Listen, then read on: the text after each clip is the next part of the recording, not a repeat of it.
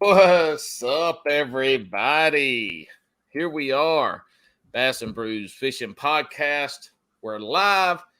I'm not sure if this was working. This is my first time, so anybody on YouTube comment, am I in? Yes or no? It's my first time. I don't know. You're not. Well,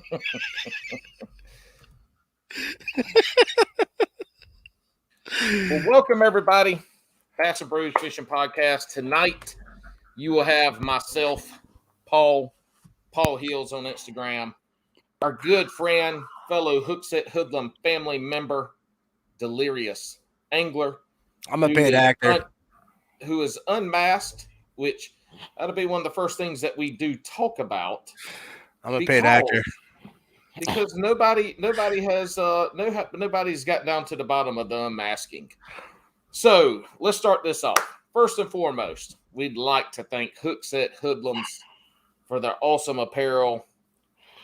I just got me the Pond Wrecker hat.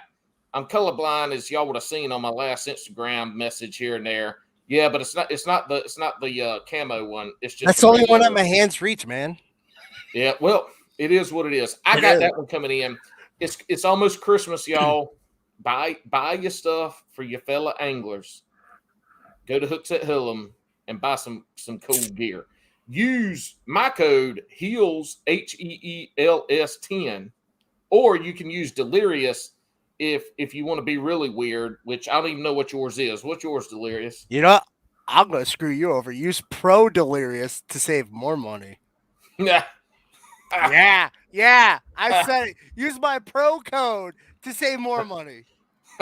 Season of giving, my friend. There we go. So if you use that code, apparently, you will get charged 10% more from what we've heard from some other folks. So if you would like to donate to Hookset Hoodlum, use Delirious's code. If you would like to save some, use mine. Lies, all right, straight lies. So this is my first time ever going live. Again, if y'all don't know, first time here, Alex Swampworth Fishing started this. He invited me on. I was his guest co-host. I was here to be inebriated, whichever braided word it is, and a handsome face. He needed some pretty on the podcast, so invited me. And then he decided to finish his last year in the Coast Guard and go from like December to March or sometime. I don't know. So it's just me now.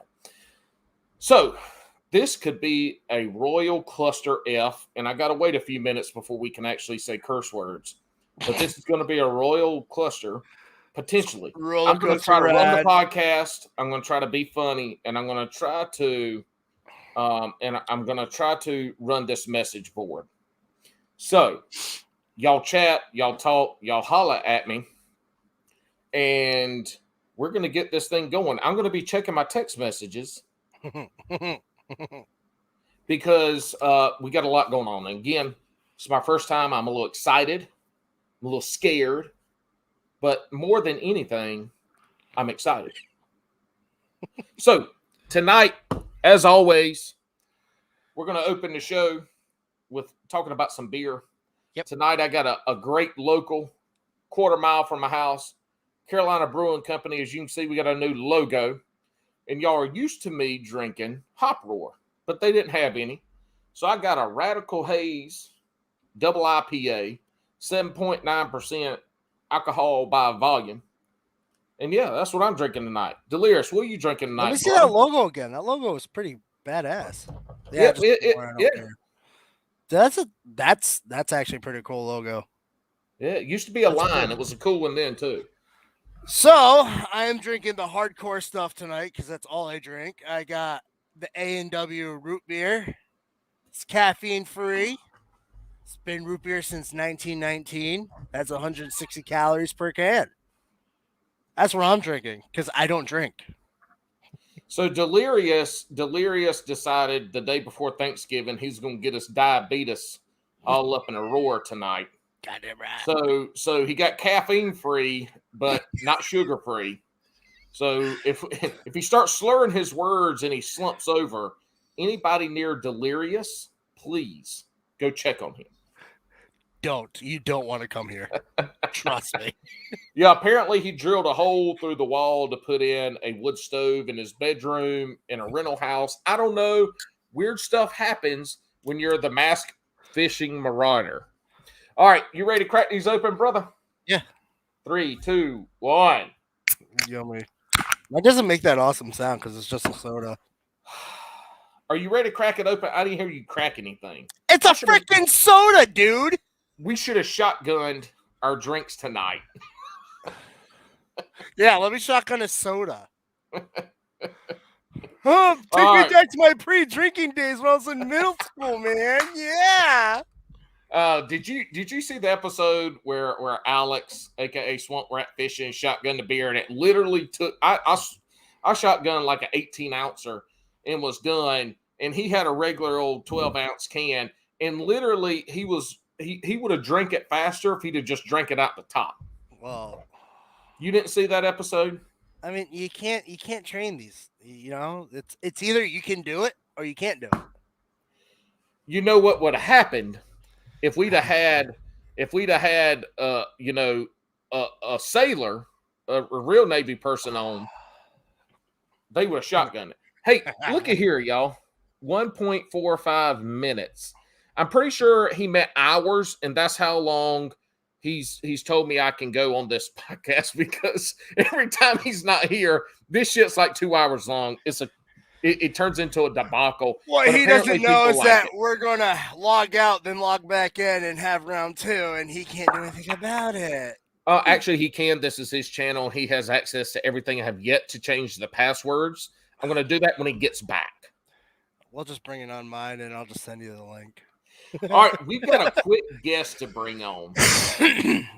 This is my buddy Will. And Will is a guy here local to me here in North Carolina. He's a Sharon Harris hammer. Y'all know that's my favorite word to use in the fishing world is hammer, behind juice. And he's going to come on, and we're going to shoot the shit with him. He's a blade bait specialist. He pretty much uses a blade bait, I swear to God, year round. That's it. He'll have a top water, and then during like the spawn time, he'll have some flipping stuff in. But other than that, he throws a blade bait. But anyway, Delirious, we're going to bring him on real quick. We're going to shoot shit with my buddy Will. And then we're going to get into the unmasking of Delirious Angler. Dirty. What's up, guys? Willie Billy, what's going on, dude? Hey, Paul, you're not the only one drinking tonight, brother. What are you drinking tonight? Good old Red Oak. I hear it. Red Oak, Burlington, North Carolina beer. It's delicious. And let me tell you something. If you like Red Oak, you're going to love Battlefield. The first beer I got drunk off of in college at the young, tender age of 18 in a bar I wasn't even allowed to be in. Well, the first thing I got drunk off was a Bud Light Platinum, and that didn't go over too well. So wow. Bill looks older than he is, because at the first thing he got drunk off Bud Light Platinum, we know that shit only came around about 5 years ago. Yeah, that's what it is. That actually wasn't the first thing I got drunk off of. It was the first thing I got drunk off of in college. The first thing I got drunk off of was Goldschlager, and some of you people might remember these, but they were Jack Daniel's Mountain Sippers. Mm-hmm. So they were like the White Claws of the 90s, yep, minus the carbonation and like 100 grams of sugar. Well, Paul, in the 90s, I was just coming out the womb, so you're doing all right. Yeah, we know. Yeah, you're a young buck. So the first thing I got drunk off was straight Jack Daniel's whiskey. Hey, way to go into it. And then it was Wild Turkey 101. Ooh, buddy. Now I don't drink. No. Me and whiskey are not friends, and anybody around me is not my friend when I drink whiskey. No. Well, No, I speaking can of do whiskey, some fun things to you. Yeah, that's right. Speaking of whiskey, we got Texas Bass Babe talking about her Wilbur Reserve because she is a whiskey / bourbon connoisseur. She was on a few episodes with our good friend Cupcake Coley. Ramon says another 90s baby. 90 babies represent. That's why y'all can't fish because y'all still young. They're using Googans. You know, my problem is I don't put down the blade bait, and I don't go out my comfort zone, and it just is what it is. So Will here is a guy that I met on the lake. This is how fishing goes, right, folks? I met Will on the lake one day. But I don't even remember how the hell we ended up meeting. I guess I think what happened, Paul. You were kayaking, paddling your heart out. I was sitting there standing on my bass boat, just pedal. I don't paddle. I'm not a peasant. I'm not a peasant. I do not paddle. Yeah, who paddles, man? I saw you were pedaling or something, and we got talking at the dock or somehow or another, and then I started talking about like the steel shad or the blade bait. That's right. Yeah, we met at the ramp. Met the ramp. Yep. And then next time we went out, you shot me a text or something saying, "Hey, what you doing?" And then we just went to lake, and ever since then, man, it's just been fire. And we slapped some nice ones this year on the lake. So I had blade baited in the wintertime, and this is a relevant conversation because of the time frame, right? So I blade baited in the wintertime, and we met like postpone right before it was like May-ish, somewhere around there. If he was my girlfriend, he'd be really mad at right now that I didn't remember the time that we met. But we're not. We're not. We're friends. Well, okay. Just keep it on down low. So anyway, he's the first person I ever fished with that threw a fucking blade bait like in the middle of the summer all the time. All the time. That was it. It was the blade bait. We would go check some shallow stuff, but otherwise we was throwing a blade bait. Now I'm a very open mind angler. I'm like, hell, shit, let's try it. That's different. I'm sure ain't no many other people. And look, we wore them out throwing and reeling, throwing and yo-yoing, throwing and ripping, throwing and dragging. We literally wore fish out all summer. All summer. And for Hooked Up North, who hope you're feeling better, buddy. Drink water, get your vitamins, sleep on your stomach. I hope you're feeling better. But when the bass got the bussing on Sharon Harris, oh god, that's what we caught the fish on, was a blade bait on bussing bass. Yeah, and there's some of them schools that we saw 30 to 40 fish in some of these schools just jumping out of the water chasing shad. It was crazy this summer. Was absolutely wild. A lot of people get like shy of the blade bait, in the summer and stuff like that. But we got a lake just like Harris is, where it's nothing but shad. They got tons of shad. They killed the grass off 3 years ago, 2 years ago now, or something like that. All these bass are starting to move to these offshore places. And they're not chasing frogs as much anymore. They're not chasing bluegill as hard. When there's that much shad, they're just going after it. And, you throw a blade bait because it's a perfect profile for that. And it ends up, working in the summer. And, that's one thing that I got locked into was just throwing blade bait time after time after time. And it just works. It just works. And it makes it to where you go into some other lakes is kind of hard. But, Harris Lake, man, that's what works. We slay them out there. Yeah, well, here's the funny thing, too, is he's teaching me how to blade bait, but every time we get on the boat and talk, and he's like, oh, man, me and Nat, who's his wife, would come out. Me and Natalie would come out, oh, man, she caught a 6-pounder yesterday. She caught an 8-pounder last week. Every time they come out. And now it's like, oh, me and Nat went fishing. I was like, oh, how big was hers? And he goes, well, as usual, it was 4 pounds, 5 pounds, And I'm over here catching like 2s, and I'm like, yeah.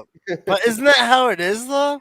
I don't know what it is. I don't know if it's like the patience or something, but every time, like I'm sitting there like casting right on top of them, don't get hit. She throws in there one time and smacks a freaking mondo. I'm like, what is going on? Yeah. That's how it is, though. Anytime you go fishing with a female, no matter what, they will school you.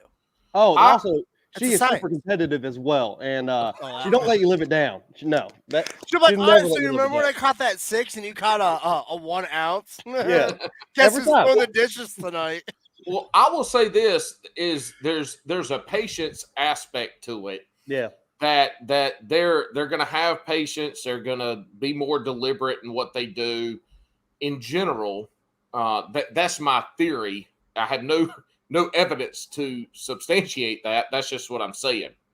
So real quick, and I've posted on this a lot. I posted it today. Matter of fact, um, look, if you're listening to this, go check out Serious Angler Podcast from the November 12th episode, and check out um that episode. They talk about blade baits specifically. They have the guys from Fish Sense with the Binksby, and it's regardless if you want to use a Binksby or not, doesn't matter to me. What I'm going to tell you is listen to how they talk about fishing it, because these guys are fishing that thing year round, and they're fishing them for smallmouth. They're catching largemouth. They're catching some of them other northern fish. I think it was walleye, jackfish, which Walleye's if y'all pretty don't know, cool fish. jackfish or pike or pickerel, some stupid ass name you Yankees want to call them. They're fucking jackfish. But listen to Shut the the hell up. episode because it was one of the best episodes of anything I've heard about fishing blade baits and how they do it. And it oh, enlightened me, 100%. and I think it enlightened Will. Somebody who's caught a lot of fish on them. There were some enlightening parts on it. It really did. You know, the thing about their blade bait compared to like most blade baits that I've seen is like it's so weighted. Like I have one right here. I went, Paul, when you sent me that link, you know what, 2 weeks ago, I went ahead and ordered a bunch of them because I was like, this looks sweet. And then that podcast, he was talking about the different, you know, ways you can work it and how quickly this thing gets going. You know, that's what fall. I mean, that's what the winter bite is about, and that's what the balls bite's about. You know, these, you know, other blade baits and everything, you got to work them so hard that you know these fish are cold. They're not going to be moving nearly as fast. Their metabolisms aren't going, and they're not feeding nearly as hard. They want something that's going to react super quick. And I tell you, man, I looked at this bait. I've looked it over. I've yet to throw it because I just didn't put it in the boat. But you know, when I go out Friday after Thanksgiving, I might be a little full, but I'm going to be throwing the heck out of this thing right here, man. I'm going to be honest with you. Oh yeah, I'm super excited. I got mine in yesterday, and I'm excited. And we've got an episode. I've got an episode coming up here in the future talking about fishing simply, simple fishing. Colors don't matter, shit like that. So I've got a couple different colors, but I'm excited to throw it and try it out because it's really. I fish mine different than Will. I fish mine on a medium fast action. I think it's a 6'8" or 6'9" spinning reel with 20-pound braid, straight braid. So to You get catch that a lot more than me too because they stay on your I lose less fish, but to get that wiggle on the pool, I gotta give it a good tug. And so these guys, the fish sense guys, were talking about how you know your tip should be a very small move, and there are baits designed to give it that vibration, that wiggle on very small movements. So I'm excited to see how it works on that. Yeah, that's the biggest thing ever. And you know, being able to have such a quick action right off the bat as soon as it hits the bottom of the lake, that's going to make a huge difference because you know that's where the bass are sitting right now. You know, when they go from that suspended stage, they go to lay on the bottom. They're not up high in the column. They're not doing any of that. They're sitting there on the bottom waiting for a bait to come right by. And I really think that these baits are going to work really well. And I'm super excited to go jack them on Friday and hopefully catch a big one because it's been quite a while. But you know, I'm looking forward to it. Hey, Delirious. Hey. OG Scuba's over here talking about pickle. Well, I'm going to tell him he's a dumbass. It's jackfish. But what did you call OG Scuba when you sent him his stickers? Scrotum Steve. OG Scrotum Fishing Steve-O. And they're not pickerel. They're snotfish. They're jackfish. They're snotfish. They're jackfish. Listen, Asshole. They're snotfish. Because they Will. slimy like snot, boy. Uh-huh. Fuck those fish. So They're awesome to fight, though. So Will, the next little section we got coming up is Delirious. And look, folks, I think everybody in the chats, we got 8 folks in the chat. The folks that I know on here, they've known Delirious before he looked like he looked right now. And I'm a fucking paid actor. Why won't you listen to me? No one listens to me. Y'all go check out his Instagram page. And when was it? Was it June? July? August? Yeah, one of those months. So go back into his Instagram page, and at some point as you rewind, you'll see nothing but masks. Yeah. And so it's I'll be honest with you. It's pretty awesome. It's pretty fucking weird. Mm-hmm. And at times, especially with the contacts, dude. It's pretty scary. Now, it's pretty scary. Don't let your kids see this. He doesn't cuss. He doesn't do anything nasty. It's just fucking scary. Like, if you don't like clowns, you're going to have nightmares for the rest of your life. I don't care how old you are. He's grabbing his phone right now. He's like, I got to see this. I got to see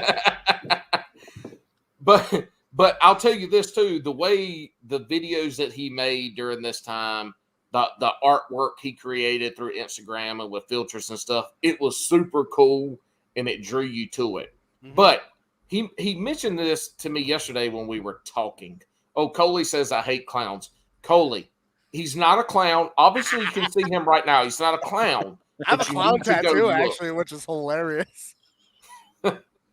So Delirious mentioned to me that nobody heard the story about his why of the demasking. So we're going to cover this real quick. Delirious, hit up into it, brother. So, pretty much, COVID ruined it for me. He got into it. Yeah.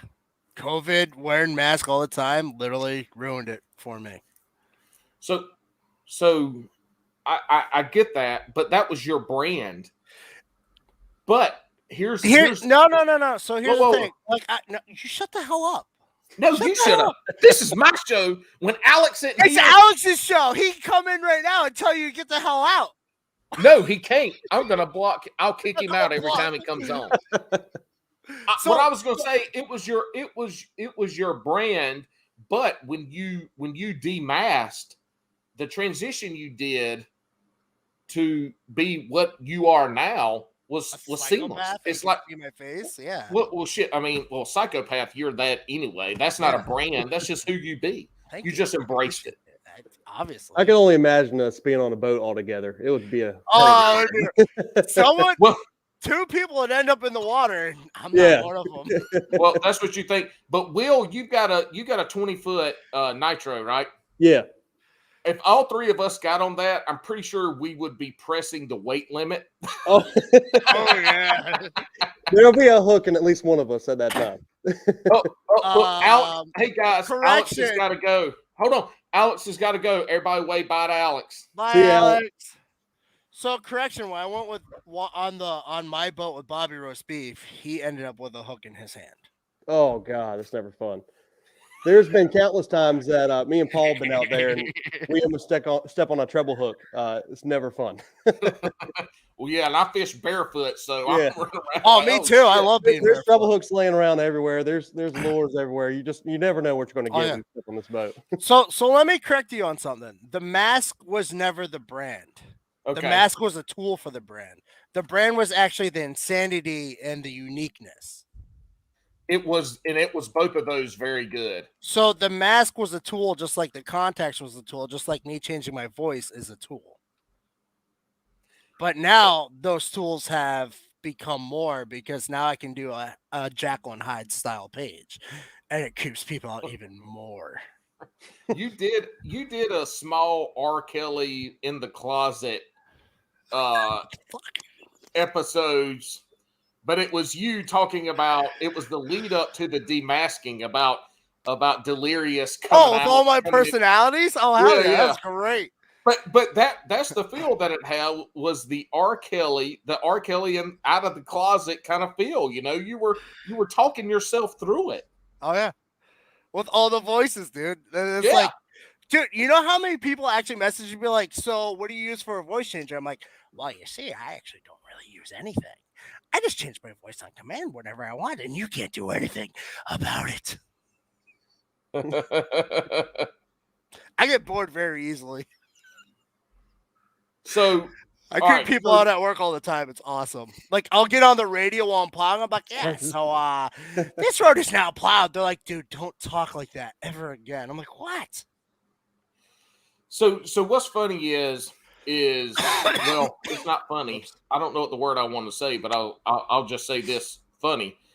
So when you came out of that, you've gone back in a couple times, and one of my favorite ones was you and Bill had gone fishing. Wild Bill, he was supposed to be here. I don't see him anymore. But anyway, you came on, and then you posted a video where you had the shovel tapping the ground. I'm like, oh, Wild Bill. I didn't know where Wild Bill is. Oh, hello, everybody. And then I take the shovel and just toss it like I haven't seen him. Well, Yeah. so we went fishing, and he messaged me. He's like, "Hey, I need an opening for the video." I'm like, "What kind?" He goes, "Something creepy, something." I'm like, "Along my lines." He goes, "Yeah." I'm like, "I got you, boo." There he is. Hold up. His name is William Rogers. Yeah. Y'all hold the fuck up. Wild Bill is William Rogers. Oh my God. He The needs to more you shave that know. little beard he's got on. He needs to shave it, because I never thought Wild Bill, his real name would be William Rogers. He's Oh gonna my leave now. God. You're gonna hurt his feelings. He deserves to get his fucking feelings hurt. Just remember, it's not really Bill. It's a robot. It is a robot. Bill It is still somewhere. We just don't know where he is. He also thinks he's the traffic police wanting to get in the pull-off lane to keep people from passing him in traffic.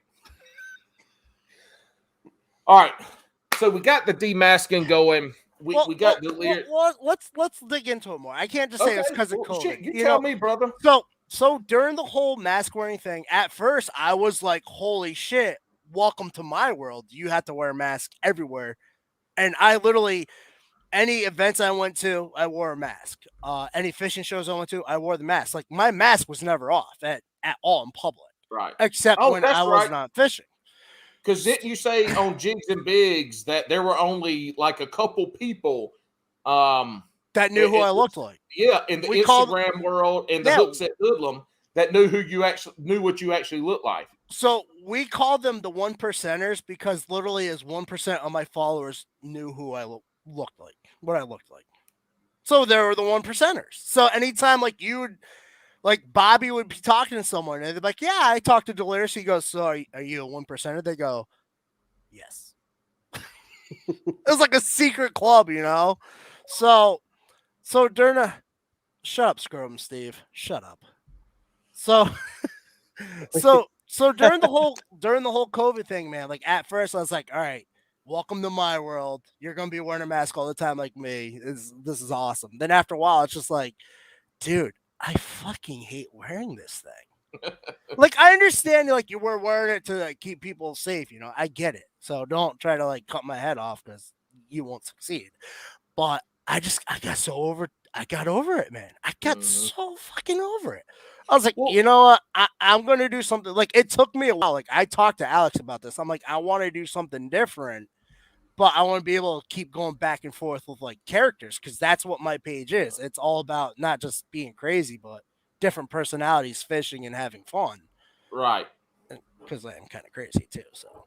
But and so that's the thing, right? So and that'll transition us in is you were constantly having to produce content, being your alter ego. Oh, dude, for 4 years. Yeah, and that's a lot of 4 work. years. Like, you look through 4 years worth of shit on my page, it's all mask. Like, you never see my face at all. It's all just me wearing a mask. So it was a main thing of, you know, I got tired of wearing the mask. I was like, I need to change something. So then I was like, all right, I could do a Jekyll and Hyde style where I could still be Oh, wow. Yeah. So, Bill, you still want me to work on your kayak when you get it, you little shit? I know where to put holes, and you don't know how to fix it. Bill's gonna send his kayak to the Maniac Kayak Mod Shop, and his shit's gonna come back, and he's gonna put it in the water, and he's gonna paddle out, and his shit's gonna sink faster, and he can get back to the dock. No, his dumbass is going to forget and then send it to Joe at Old Glory, and then find out that I'm the one actually working on it, no matter what. What you need to do is just get a bass mask. Have a bass on your face. You had one. Everything going on, and you just fish with it, man. Dude, good fun. I literally had 30 different masks, and they were all being worn. God. Yeah. So Delirious, you took that into, and I think like I started following you and met you and became part of the Hookset Hoodlum family shortly before. Yeah, that I forced myself into that family. Oh my God, we won't even go there. Oh no, we can. We can. You know see, how like Hook sends invites like, "Hey, we're interested if you want to join us." No, I should have said, "I know you want me in your group." Yeah. Bill. I straight up said, Bill message said, "Dude, you don't have to announce it. I know you want me in your group." And he's like, "Dude, we do." I was like, "Yeah." So what was cool about it though is about that time you transitioned, and that's when your mod videos, at least again now, I haven't been following you before, but that's the time when your mod videos started becoming stuff that I saw for kayaks. Yep. And you started going that way. Now you do a lot of fishing, but those mod videos and what you were doing on your kayak and then what you were doing on Buddy's kayaks kind of led from the post side of it and from the announcement to the world side of it, that led into what you're doing now with the Maniac Mod Shop. Yes, sir. Maniac. How do you spell that? MANIYAK.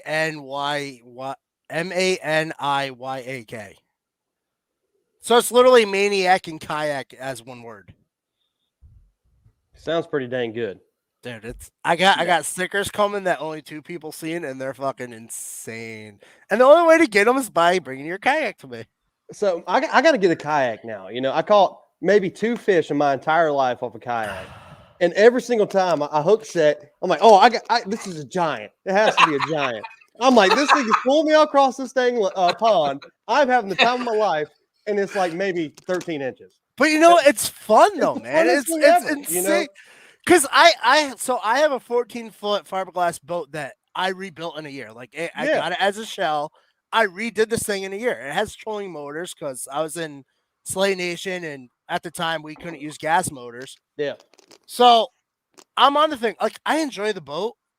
I enjoy catching fish off the boat, but dude, the kayak, man, it's a whole nother ball game. Like I feel like I got graphs and things all over this boat. It's like there's so many things going on. I get away from actually focusing on fishing. Yeah, back to the kayak enjoyment of it. Right, with kayak, you're out there.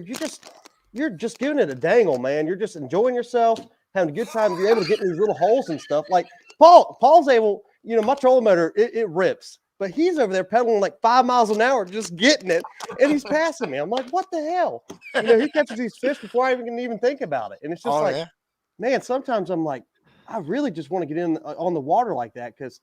With all these fancy boats going fast, you get away from actually like focusing on fishing. Yeah. And I feel like that's something you do with a kayak. You can actually focus on it, take your time and slow down. It's more of like that concept and also the concept of just being on the water and surrounded by nature. Like that's mainly why I enjoy kayaking is because like it allows me to get on the water and just escape all the bullshit. Like I don't need to go fast to get to the honey hole of fishing because if you're doing that, dude, you're potentially passing over big fish as it is just to get to the honey hole you're used to. 100%. So if you're on a kayak, you're just cruising, man. You're just taking your time, enjoying your surroundings, and then bam, you're catching fish. Like you're like, holy shit, why am I not doing this before? Now, Paul, he isn't just cruising. That boy's running 100 miles an hour wherever he goes. Yeah, I figured. Because he thinks his Hobie's such badass. Yeah, I fucking went there, Paul. Fuck your Hobie. I look. y'all want to talk shit about kayaks y'all ain't never been on and stuff like that. Y'all I've go been right on a on Hobie. ahead. I'm not a fan. But I will tell you this. We got I see a James Hartman calling Will Wilbur. Oh God. Oh God, fight him. No, But I'm not picking on Paul because it's a Hobie. But you're well, look, what if it Respect. if it floats, it's a boat. That's my mentality. My business partner took my ass out on the lake. Oh God. And in a life raft. Like it took us 30 minutes to pump the bitch up at the boat landing because he had a foot pump that had a hole in the side of the foot pump. But anyway, we went out and I caught a fish. And funny story, I was so mad. stories, but we'll put it in as this. Like this is fishing, right? This is time on the water. He caught more fish over 5 pounds this summer than Will and I did. And he's out there trolling a rooster tail. You know what the craziest story about that him was? His friend. Okay, I taught Paul's coworker, or whatever he is. Yeah, Parker, how to use a blade bait, and my partner. Your partner. Oh yeah, your partner. I don't even know, but anyhow, I taught him how to use a steel shad or blade bait that day, and a week later, I get a photo from Paul of him on his little life raft, like dinghy, catching a 7.5, 8 pound bass with a steel shad. He's never even used it longer than a week. I was slightly angry. I'm not gonna lie. But it's just like, it's wild to me. But see, that's the thing about fishing though. That's what makes it great for everybody. You can catch fish off the bank. You can catch them with live bait. You can catch them with fake bait. You can catch them in a blow up life dinghy. You can catch them in a Chinese restaurant. I mean, not a John boat. It doesn't matter. Yep. Just catch the fish and enjoy the damn moment. That's right. That's right. That's all it's all about, man. So the Paul, you're doing really good, by the way, being on track. Just saying.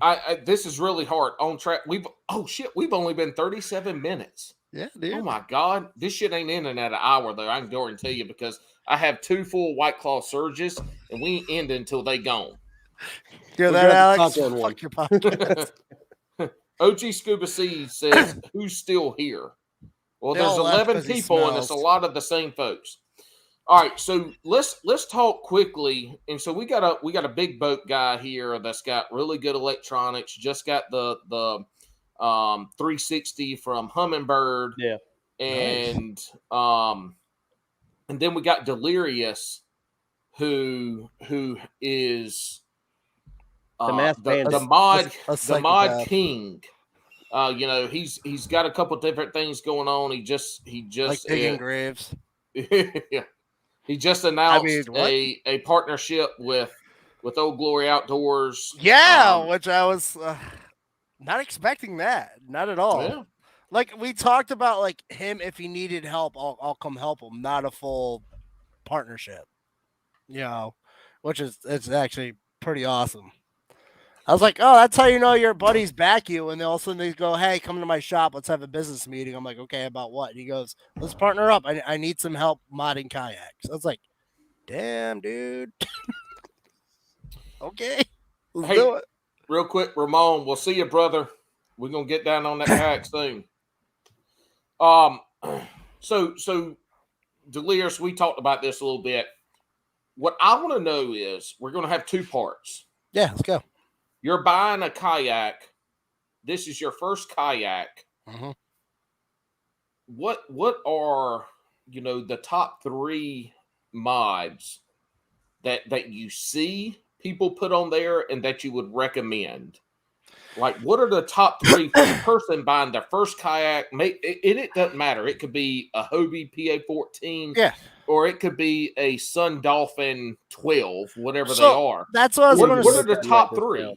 So that's what I was going to start with is before you even mod it, figure out what you want to do with your kayak first.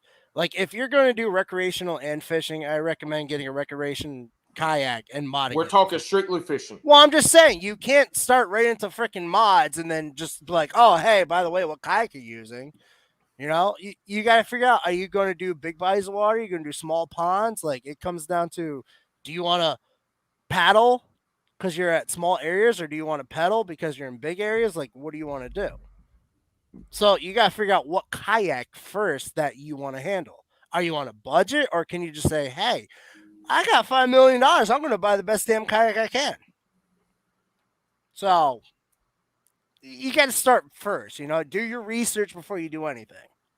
Now, for your mods, your first mods, you know, you definitely, if you get a kayak without rod holders, get your rod holders. You definitely get your rod holders.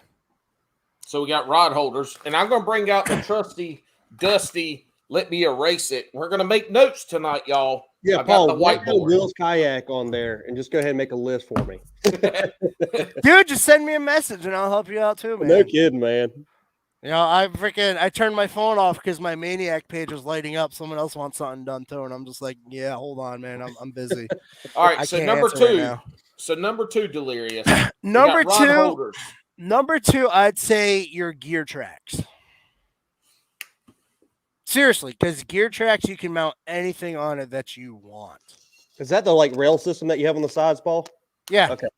And Definitely, they're definitely pretty those. standard. So I think, and correct me if I'm wrong, Delirious, you have the Hobie has the gear tracks. You've got Yak Attack. Yep. Damn, what's they're called?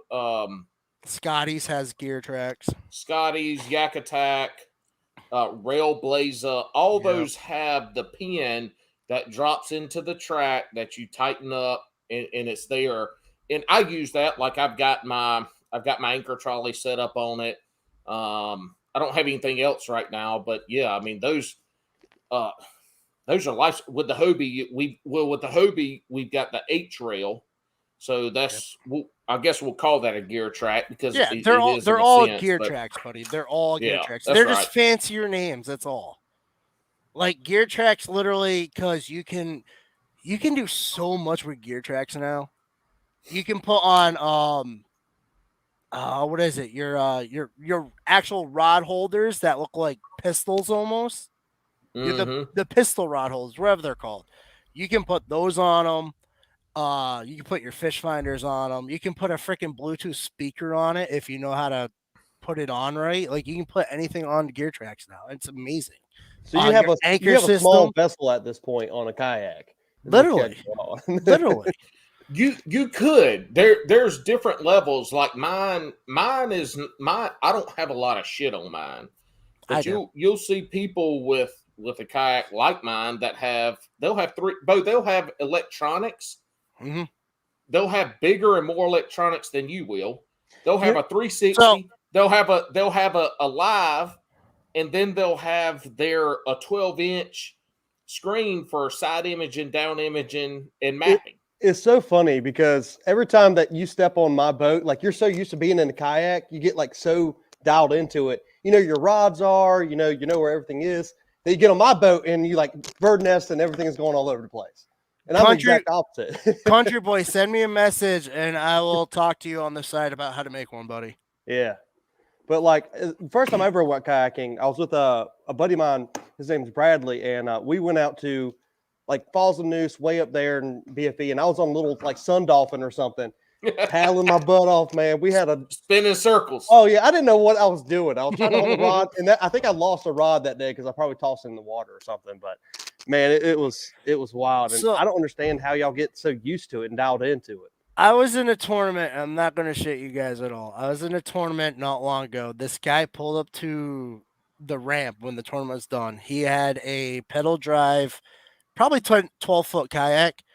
This guy had 3 10-inch monitors on his kayak. Oh my God. 3. He had 3 different transducers that were mounted underneath it. He had the 3 screens on it.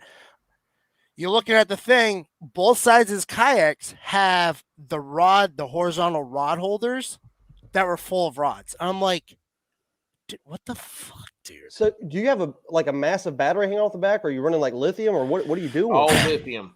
Yeah, he was running this is 100 amp hour lithium battery that they recommend now for the new Minn Kota powered kayaks. Those things are not cheap XL3. at all. No, and they're like 60 fucking pounds. Yeah.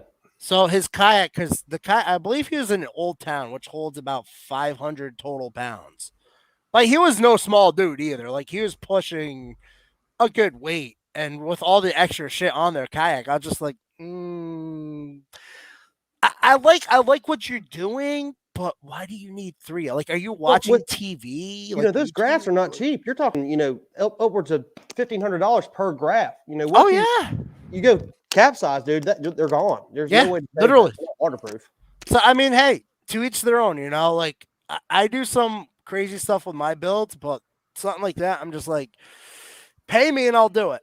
Oh yeah. You know, Yeah, pay me and I'll do whatever you like to your kayak. But on mine, like I push the boundaries with mine, and I'm just like, All right. So Delirious, we've got rod holders, gear tracks for your new kayak anglers. And you what's, want one what's more? What's the third? A keel guard. The one thing everybody overlooks. How many people have you seen drag their kayak on concrete or asphalt? Not me. I need to put one on my boat because honestly, sitting right here in the garage, just haven't done it. But you know, even boats, you know, you run up shallow or something, you're going to get scratches on it. Yeah. I mean, and this is fiberglass. Yeah, literally. And I tell people, I'm like, you got to understand something. Like, there's a difference between buying a Sun Dolphin that's $200, yeah, versus buying an Old Town, a Hobie, a Vibe, a Native. You're looking at 4-digit price tags.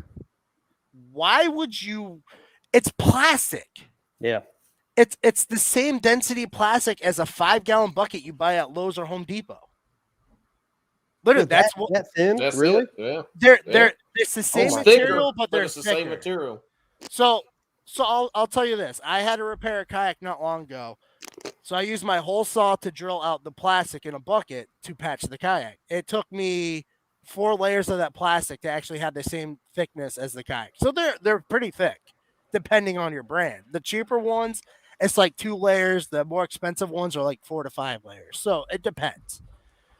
But if you're spending 4 digits on a kayak and you're dragging it with no protection, then you literally have millions of dollars stored away and you just don't give a shit. Yeah. Like my kayak, I have a keel guard on both my kayaks. They're cheap keel guards, but you know what? They do the job. It's something, you know, just it's something. It's better than nothing because, yes, I know how to fix your keel guard if you put a hole in it.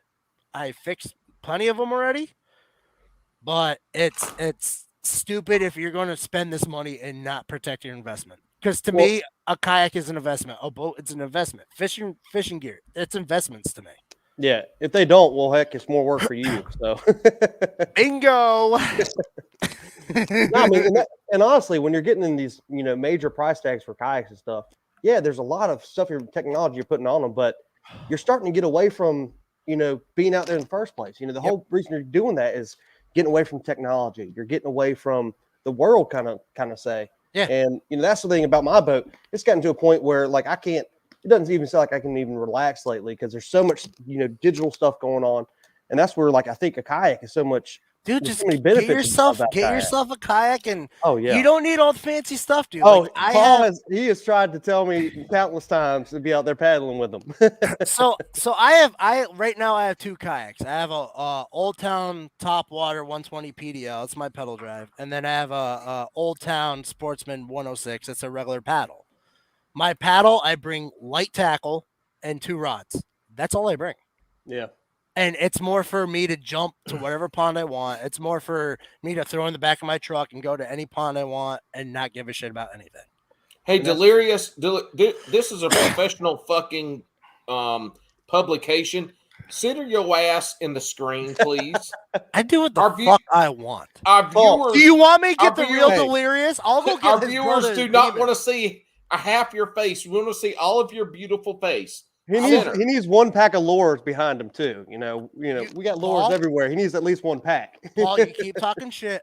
I will go get the demon out. Oh God. Bill is Wild Bill is afraid of the demon. I will go get the fucking demon. Don't make me get the demon.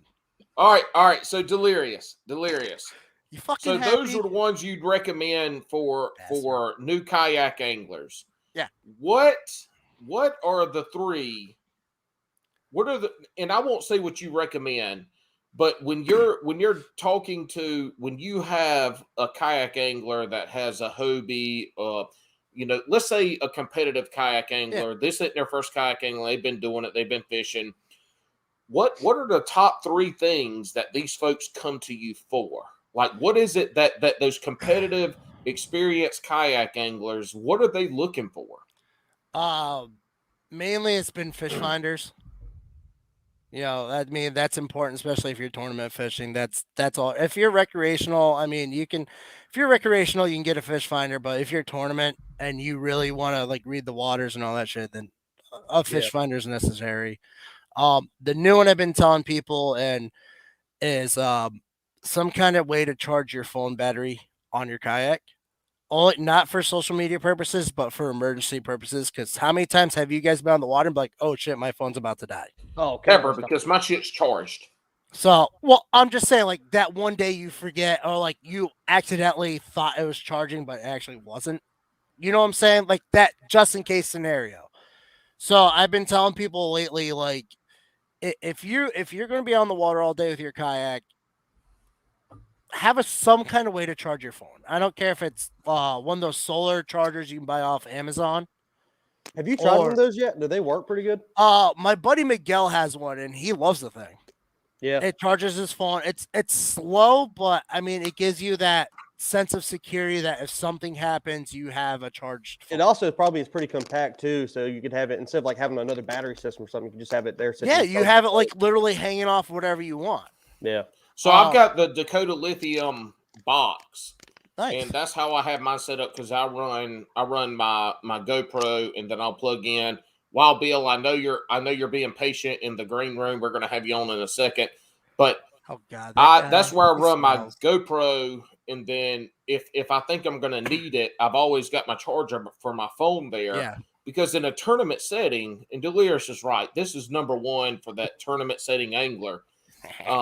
If you're doing live stuff, if you're in KBBT or KFL and you're going live on your phone, you're going to need to make sure that you have a way to upload the fucking fish you're catching. Yeah. Because you're in a tournament. And also you hear it a lot too. We don't have this problem where I am, but in Texas, for instance, their lakes don't have good service. So when you're trying to upload these photos into Tourney X or Fishing Chaos, whatever you're they'll using. eat a lot of battery just to get them uploaded. So people will have to run out, then they're scrambling. So that's a good one. Phone charger, that would not have been my first guess, but this is why we have the mod expert on. So number two, phone charger. Number two for the experience / tournament anglers. Like I said, the phone charger is important, man. You have so many companies now who make plug and play ones where you just drill the hole and plug it in. I made my first phone charger in 2019 before people were putting phone chargers on kayaks. I literally custom built my own USB phone charger for my kayak for my old Ascend 12T. Then the following year, all of a sudden, a couple companies come out with the plug and play, and now Nakwa has one that's pretty good. But I like mine better because it also tells your voltage meter too of your battery. Mm-hmm. Not trying to pat myself on the back or anything, but these companies gotta get on that level too. So Will Brewer says 3BR Power Sports.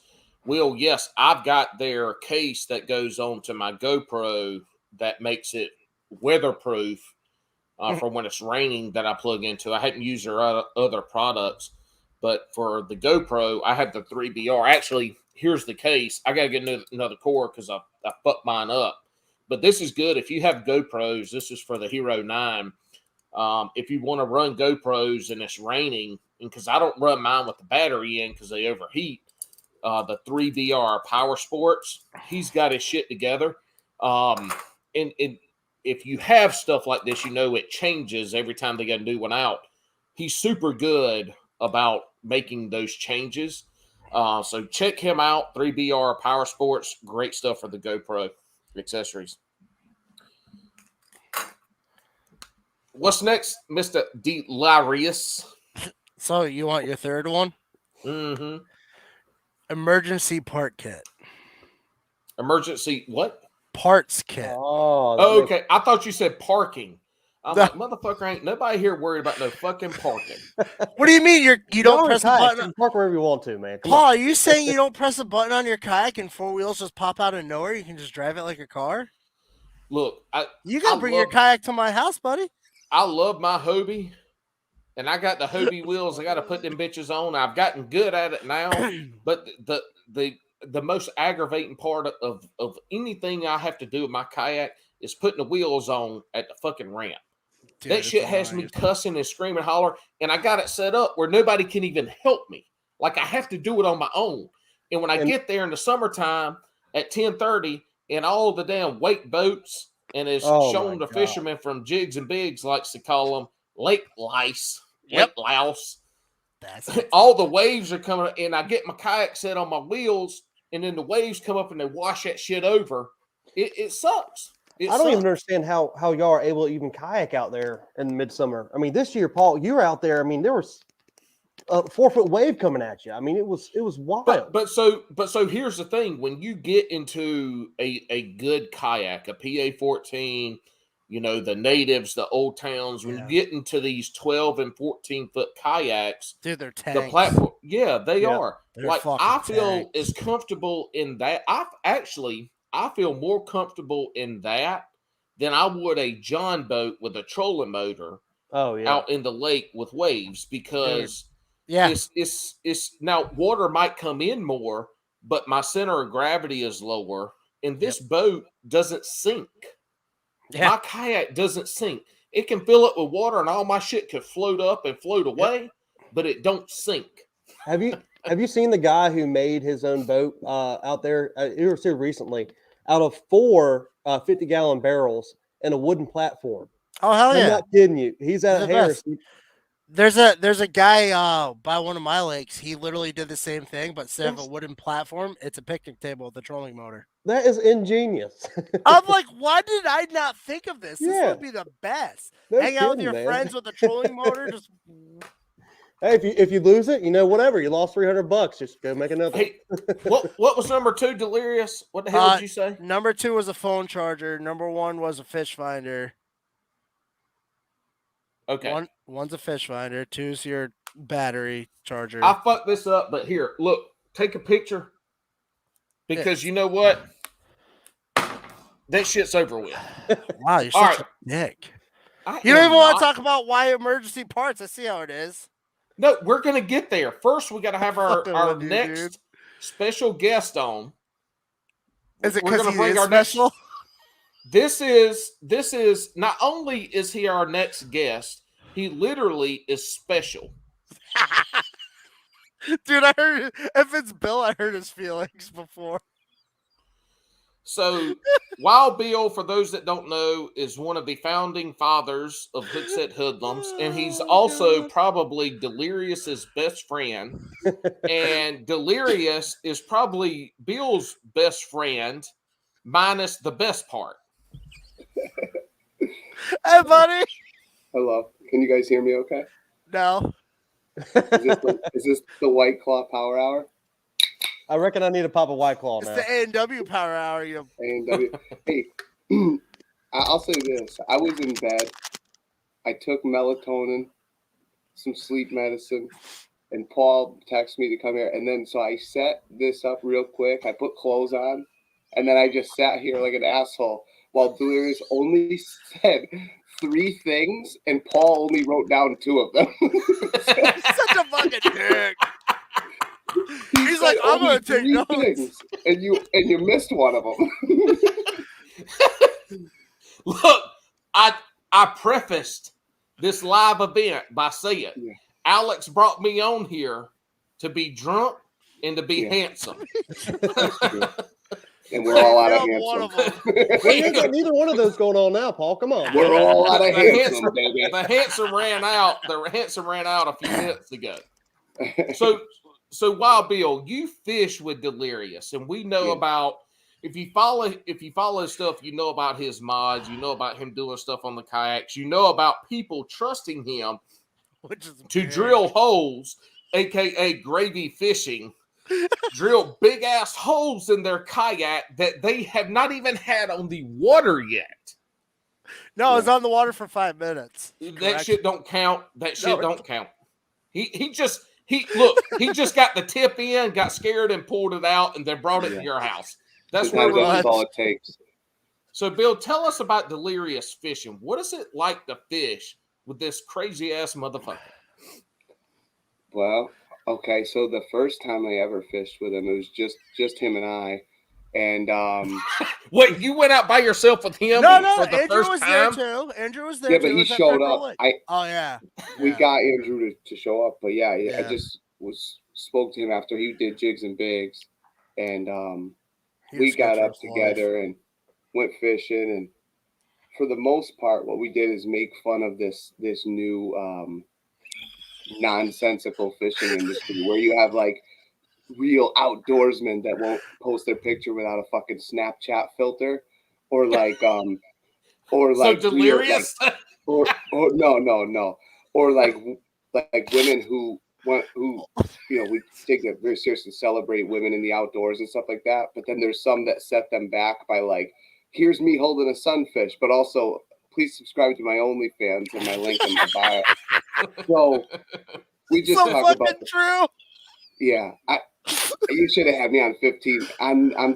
I should wait too long to come on here. I'm gonna say too many stupid things. But basically, everything we said, I was recording, and I had to just delete everything the first time I went fishing. It was hilarious. You gotta understand, half like 3/4 of our conversations with fishing, he has to fucking delete. Well, here's what's funny though. Not even kidding.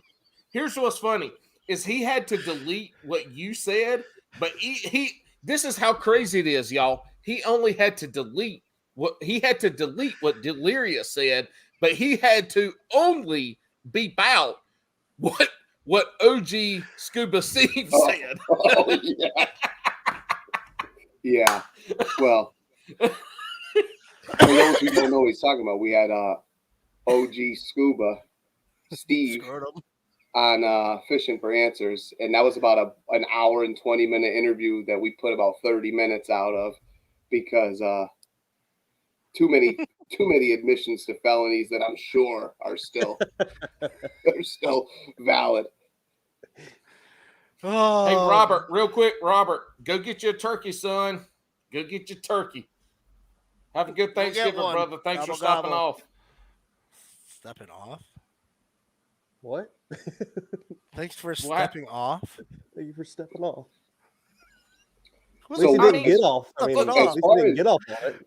We say stepping in, not stepping off. First off, Will, you country with me. You can't agree with these two motherfuckers. I love the you, north. but I don't know where that was. I don't know where that came from. The only from. time I say step off is when I'm about to throw your ass into the water.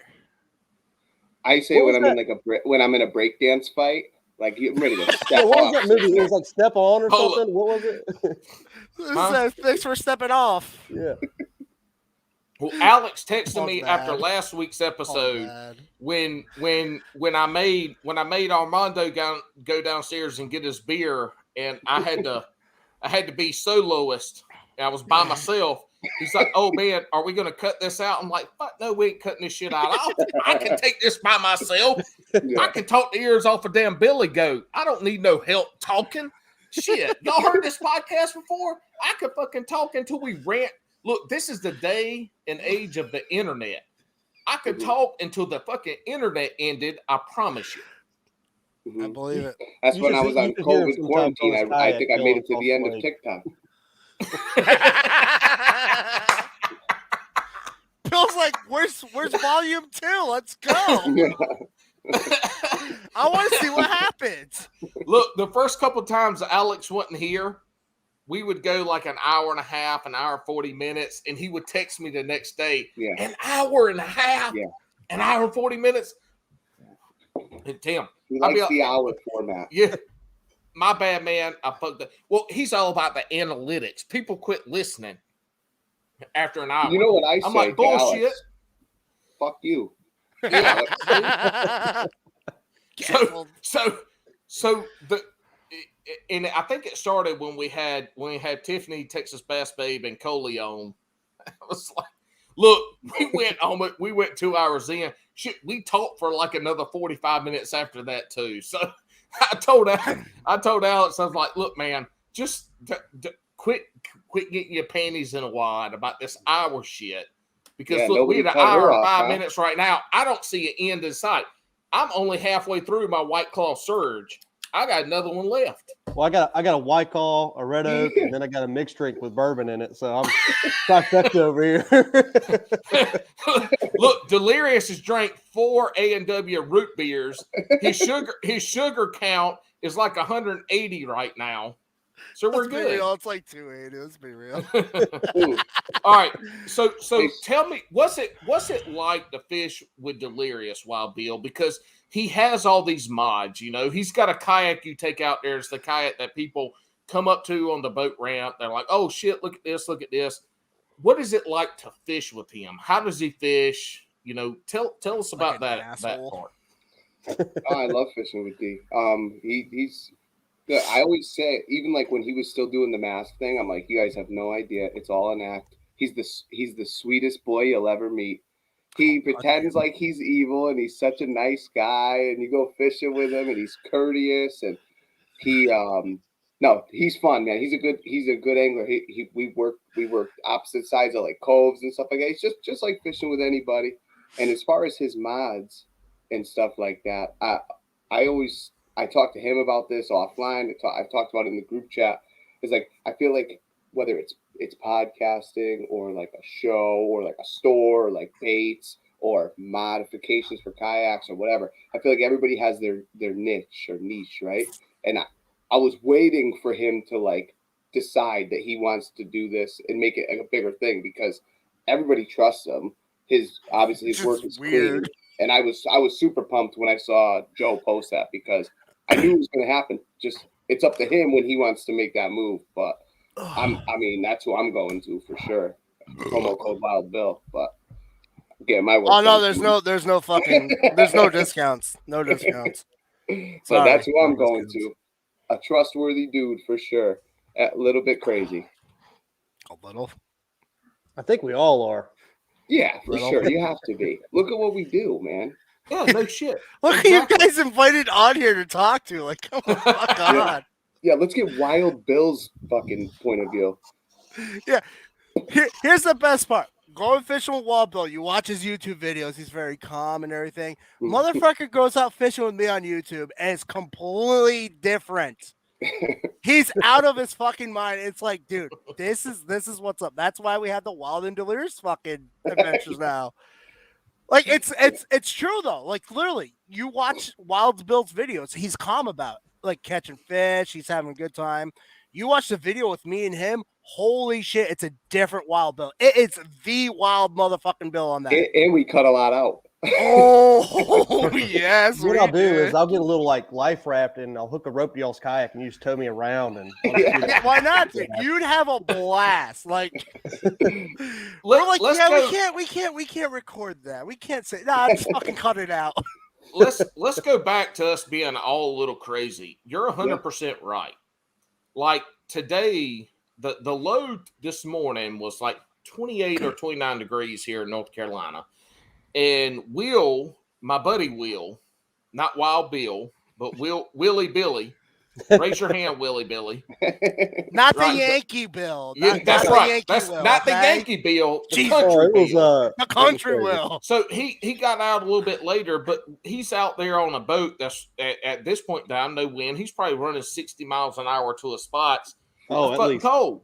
That's fucking cold. Hell yeah. You know, and in Delirious, Wild Bill, y'all are in areas that don't ice over in the Northeast right now, so you're still able to get out on the water and fish. And actually, I saw some ice around some of the ponds where I work today. Yeah, but it's cold, but you can still get out there and fish. I had, for those that know, I just got over my quarantine period for COVID. I was locked in the in-law apartment, and So 2 days ago or Basement yesterday was the first day out. Today was 36 degrees, and I had the waders on. And I was in the river and hooked up with a nice Atlantic salmon. I was Oh, dude. God Oh, damn. yeah. Congratulations. Good Your job, first- bud. Yeah, Everybody I was- clap. I was- Everybody clap. Bill caught a wild Atlantic salmon. Oh God. Yeah. Tweety God. bird. You know what? So- Now I'm gonna have to do editing on this video. Yeah. So thanks, Bill. You know what? You suck. You owe me $50 for that. They're just nipples. Hey, you should just step off. But I have to edit it. That's proper They're just terminology nipples, Paul. use. Step off. You should just step off.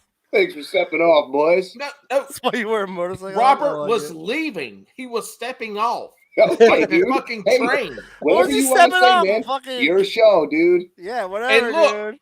Look, hold on. Before we get any further, none of you motherfuckers say nothing. Too late. None of you. No.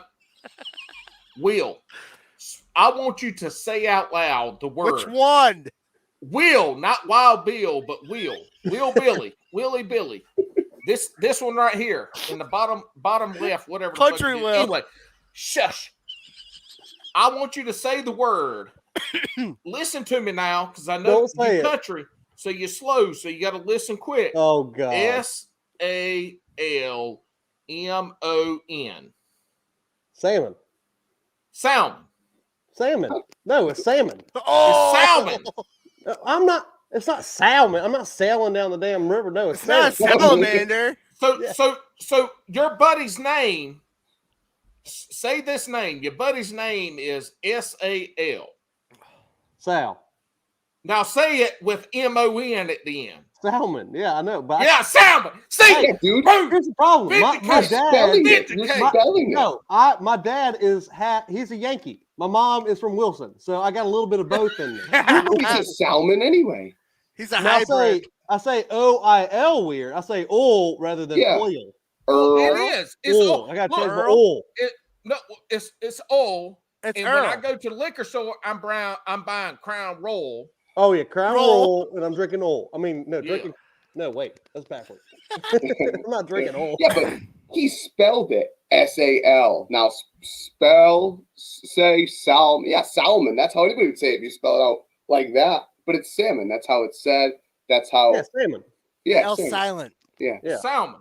Just like Salmon. tsunami. Nobody says He's that. silent. Nobody Oh, you says do your that. own thing, man. You step Nobody off says that. things. You do whatever you got to do. You I gotta be am not salmon, you gotta be nobody. salmon. I ain't nobody. Salmonella. Bobby. Yeah. He's motherfucking Salmon. Paul. Yeah, it's Scuba. exactly. See, scuba Google got seed the right is, example. is salmonella. Oh, Yeah, salmonella. Yep. Salmonella. Got that thing, salmonella. Yeah. Look, Coley says crown roll. Crown Roll. She said if you order it in the bar, she's gonna make you say it right before she serves it. Yeah, we go to Coley. We go to Coley in Southern Cal and be like, hey, what's up? Good looking. Give me a Crown Royal. She's like, what the fuck? Is this motherfucker just orders? Is that a 10W30? You got an OW50. What the hell are you asking for? We go to Chicago once a year or twice a year to see some of my wife's friends, and every time I go up there, I go to the bar, order a drink. Everybody looks at me like I'm freaking like retarded or I'm Yeah. speaking Spanish. They have no idea what the hell I'm saying half the time. Yeah. And then like it's just like it's crazy, like the dialects and everything. Not even 800 miles away, it just So- changes.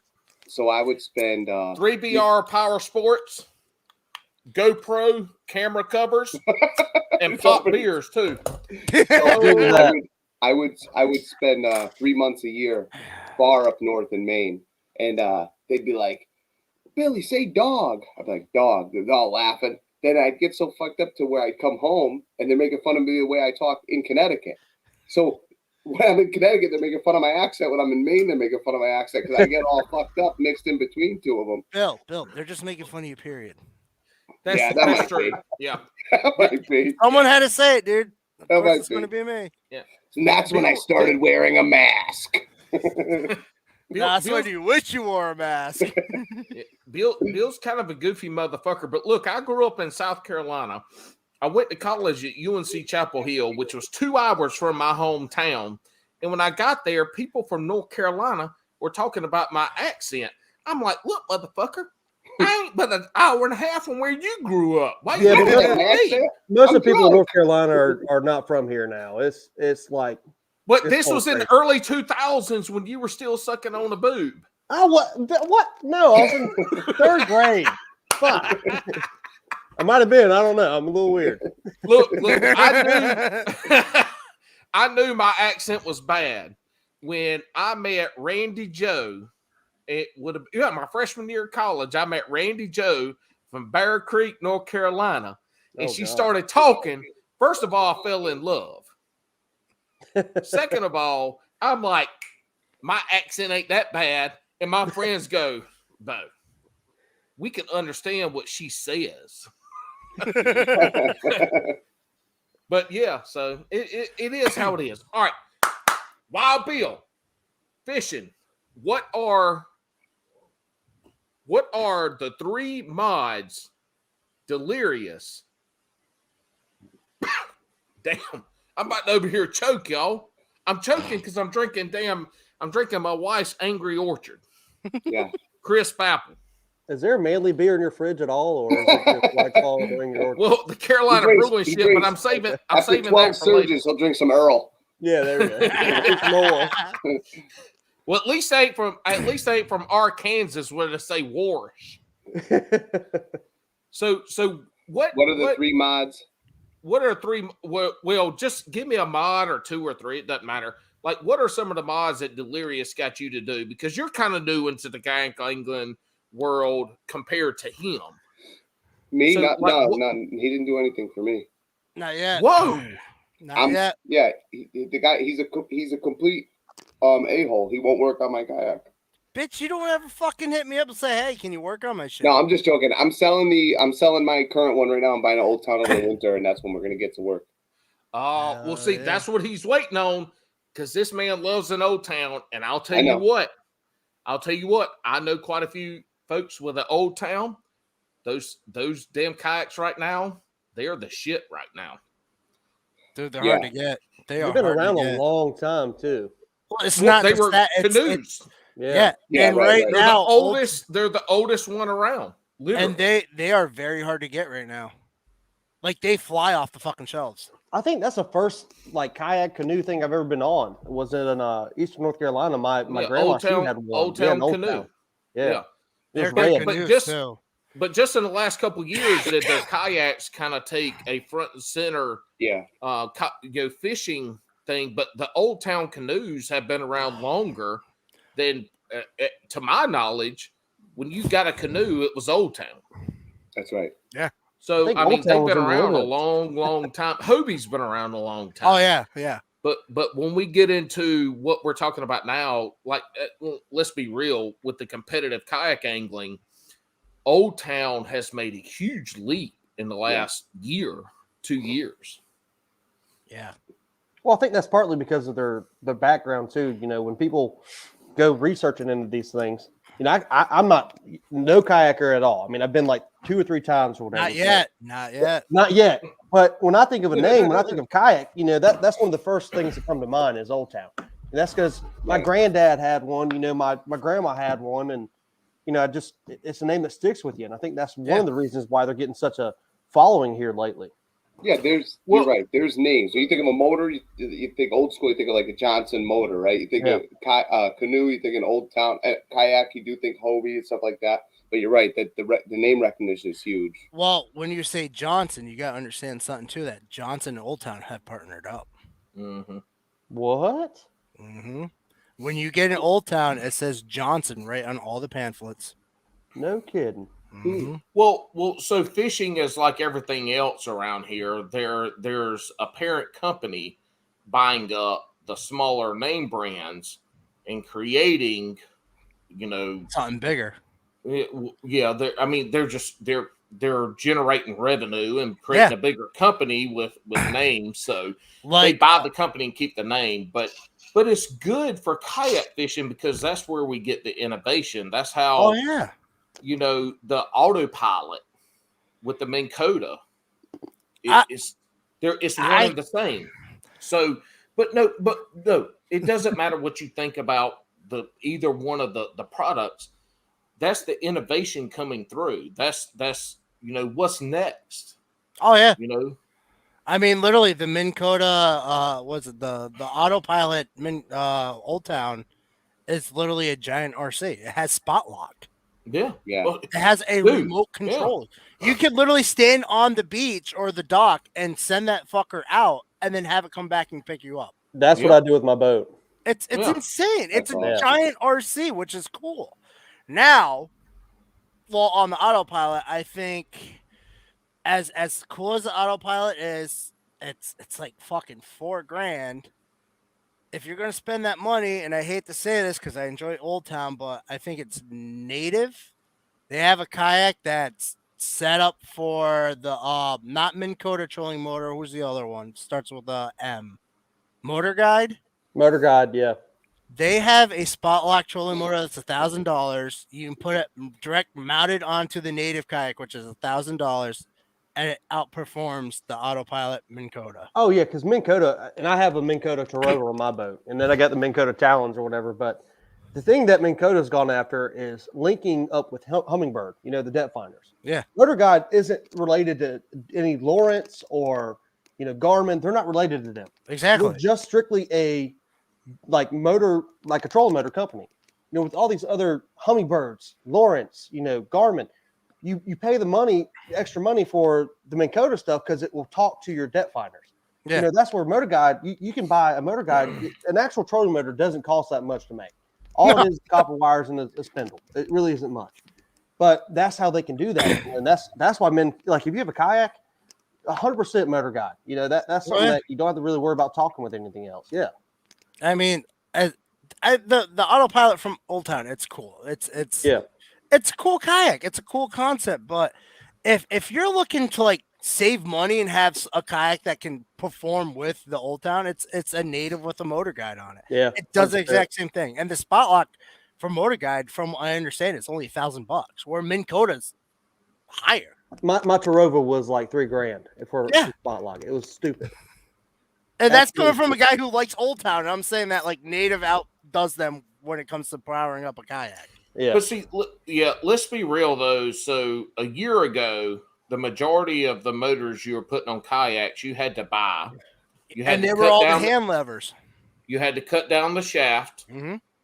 You either had the hand lever or you were, I can't remember who, but somebody had a control box that you would run the cords to have the control box. And now, last year, we've got motors integrated into the kayak.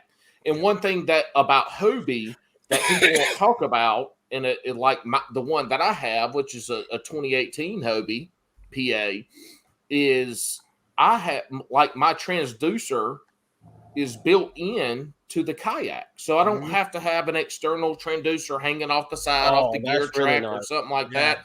It's right under. But not only is it right under my kayak in the center, so I know exactly when I'm sitting in my seat and I see something on side scan, I know exactly where it is. But the other part about my Hobie is I got the retractable one. So when I'm going into rock or I'm beaching or I'm doing anything in shallow water, I can pull that up, and so my transducer isn't getting beat up. So we're starting to see integrations. We're starting to see integrations with technology, with graph integration, motor integration. And I think the next big thing in kayaks is you're going to see the motor integration, which you've seen with the Old Town and the native. You're going to start to see that, and now you're going to go buy a kayak. You're going to be able, in the next year or two, you're going to be able to buy a Hobie. This is me just throwing darts and spaghetti noodles and diarrhea at the wall. If you got some insider trading information, you better pass it on. Spaghetti noodles. Unfortunately, I message wish me I on the did, side. but I'll hook you up. Yeah, but you're going to be able to find that kind of stuff. That stuff's going to. Just look at the technology. Kayak world's evolving every fucking year. It's evolving more and more. The fishing technology in the last 5 years has gone from just 2D sonar the mega imaging to 360 live. That's true. I mean, it's That's crazy. true. Yeah. You Absolutely can watch the fascinating. fish while you're right over them now. It's like That panoptic stuff is crazy, and I'm not Yeah. buying it. I think it's just too much. You know, you're going away from actually like learning how to fish to catch them to just sitting there video gaming, watching lure Exactly. in his mouth. Yeah, but look, when your job is to catch fish Yeah, to make a living for your family, you take every advantage you can get. yeah, I don't fucking care if you don't learn how to fish because you got Panoptics.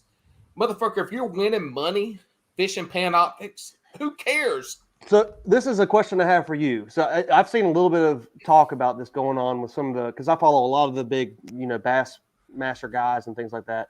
Do you think they will ban the Panoptics and stuff eventually from bass No, masters? Because never. you don't think so? Never. Nope, never. Because the companies that are doing that are the they're main tied into sponsors. it. Makes sense. They're the main Yep. sponsors. Mhm. They're not going to take away Humminbird and Lowrance and Garmin. That those are major players in that space. So they It ain't pretty gonna much have happen. monopoly over it all. Then they can do whatever they want. Well, and- it's not a monopoly because not one can have it. Yeah. It's just it's part of the game now. And so Yeah. you have folks like Randy Blockett is so against technology. And back when he was fishing in the 90s, some of the stuff that he was doing in the mid to late 90s when he was making a name for himself, when he was very good on the Bass Pro circuit, he was doing stuff that was outside of what the older guys were doing. Right. But now he's sitting here, you don't need this stuff and talking shit about it. That's the thing. You have to change with the times. And the technology is not going away. Yeah. We're no. talking about the bass boat world. In the kayak world, it's the wild, wild west. And Bill, you referenced this, I don't know, it was a month or so ago when we were talking about it in our chat. I said that in Jigs and Bigs podcast. The kayak fishing right now is the wild, wild west of That's fishing. right. It's That just getting shit started is from what I think. changing. Yeah, Yeah. it's changing every day. It's something new every day. We have a baseline to go by with the bass boat world, but kayak fishing ain't the bass boat world. So we're following what they're doing, but we're also trying to change it for the bass boat side of it. And so it's changing. It's changing. Well, with technology in general, it doesn't matter if we're talking about fishing, social media. With technology now, tomorrow you're behind. So they're always going to be coming out with new ways. Before it's all said and done, looking at live scope, and people can do it now, but you're not just going to be seeing that little red blip going across the screen. You're going to be able to look at that and go, fuck, that's a 12-pound bass. Yeah. That's a 2-pound bass. I mean, that Yeah. people now can already do it, but you're going to see a clear picture. Technology and fishing is here to stay, and it's only going to get bigger because what it does is it starts to drive viewership. And if we get into the realm of talking about fishing, it's viewers. It's why fishing isn't NASCAR now, and honestly, it will never be because fishing's fucking boring. If you're watching a live fishing event, that shit's fucking boring. It is. If you're out on the water and you're not catching shit, it's boring and you're the one doing it. Like, so when you get some of that technology in there and you can take that screen that angler's watching and put it on a screen and he can say, oh, I'm jerking this bait right now. Oh shit, he's almost there. Oh wait, let me pop it up, not side to the side. Now you're part of that angler's fishing journey. You're in it. With just getting 360, last week on my boat, I see a huge difference with having that on there. I mean, I can literally see exactly how far and what position I need to throw on that brush pile. And I can see 5-6 different brush piles around my boat at one time. with what I used to have, it was just side imaging. I mean, side imaging is a great thing. I love it. That's why I scan for fish. Paul, we've seen fish swim by our boat. But with this 360, it's like you can literally see the fish swimming around your boat. And that's not even live scoping. It's just like, it's wild to me that, in just 5 years, what they've come up with. Think about in the next 5 years or 10 years. You'll act like you were saying, you'll actually be able to see the fish itself just sitting there fishing, like swimming, and see how much it even weighs. Who knows? It's absolutely crazy to me. Sorry, I'm replying to Scuba Steve. He's had a lot of bourbon, and he just called me Jesus. Jesus. He's going to put 360 on the yak. Well, dude, I mean, we've got folks here locally that have 360. We've got them that have live imaging or, live scope, whatever it is. They've got it on there. And at times in the year, it matters. But from the kayak scene, as the money, the first place finishes, the money involved in those start to grow, you're going to see it start to matriculate into the bass boat world. Yeah. You're not going to see, and so this is a whole different episode, but just to touch on it, people talk about growing the sport. And some people talk about growing the sport by getting asses in kayaks. And that's but other people right talk now. about, well, yes, right now, this is the golden age for kayak fishing. Yeah, that's happening. Other people talk about growing the sport from the aspect of being able to be a professional kayak angler, right? So now we're fishing for purses that are $250,000, $300,000, $100,000. That's a whole different ball game than growing the sport to getting asses in the sea. The retailers want asses in the boats. The anglers want dollars in the pot. And there's two different ways to grow it. In again, just a whole different concept. But what it comes down to is, from the kayak angler side, in the part that I've been in it, it's you're more accessible, right? So Will, me and you go fishing a lot. Every time you take me out on the boat, I'm like, dude, let me give you money for gas. Every time. Let me give you money for gas. No, man, it's okay. It's okay. We're at Sharon Harris. I only run 3 miles, right? But from my perspective, I put my fucking kayak in there. I've spent literally $2 from my house to the ramp. Well, I literally spent $2 maybe running across the lake with this, how fast this boat goes. That's true. That's true. But the cost, the insurance cost, the storage room, they're not like my kayak's over here on my damn garage floor. Like, we're talking on my boat right now, by the way. That's where my laptop's sitting on. Here, So a couple bucks for gas money for this show, please. Yeah. Look, me and Alex, our account is going to make 0.0041 cents for this show tonight. Nice. Hey, yeah, that's better than you started. You got to divide that. You got to divide that. Well, kind of. Alex ain't here, so I'm putting all that shit in my bank account, and I'm going to buy 2 more White Claw Surges. No. You got to pay your best. I want 8 cents. No, bitch, you ain't getting nothing. I just bought a hat. You got all your money. That's Andrew. If I see Andrew walking around with a new suit on.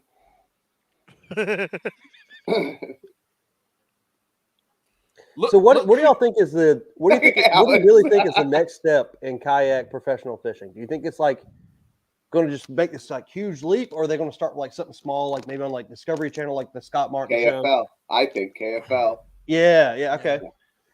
Because I mean, it has to get to the lower league events, like like professional events, before it can make this bounce. So put it this way, from a company standpoint. So from like Hooks and Hoodlums, we've put out a substantial amount of money for different organizations just to be represented, to be like a name associated with this tournament or with a specific angler or something like that, right? So I think that's where the money's going to come from. Like Paul always says, like it depends if the money's there. The money's going to come from companies much bigger than us. The money's going to come from these companies that want to sponsor these, who want their logo seen on somebody's kayak or somebody's gear or something. Like that. Once that's broadcast, whether in TV is dead, I don't give a fuck about TV. Yeah, it's going to be online. It's going to be whatever. People are going to pay. Companies are going to pay.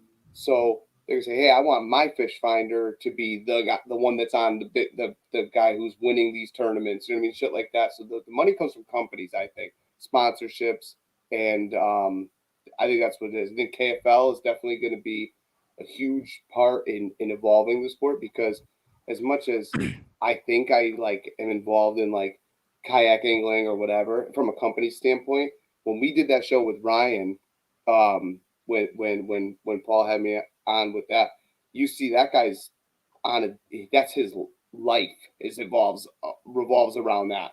And I'm like, damn, as much as I think I know what I'm talking about, this guy's that's his everything that goes around 24/7. If he wanted it to be he's in another planet with kayak fishing. Yeah. Tournament, Hobie, all this stuff. And it's where the money's coming from and how to grow the sport. And again, it's only an opinion that he has, but asses in seats, money comes from companies, just like anything else. So just like sports, like that's what we were why talking about earlier.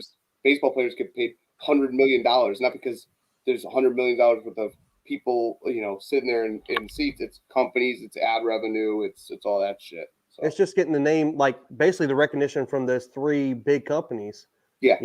In order to get it really, really going crazy. As soon as they start dumping money into it, then it just seems like the kayak is going to take off, and that just it's just a matter of time from now.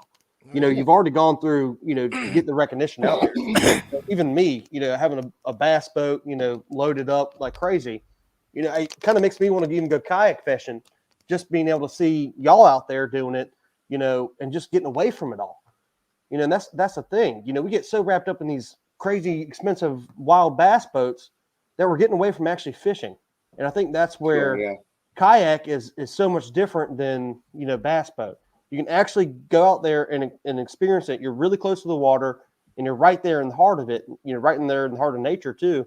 And I think that's going to grab a lot of people, even in the bass boat world, to go, okay, you know what? I want to get out my boat. I actually want to go on my kayak, get a little bit more into it.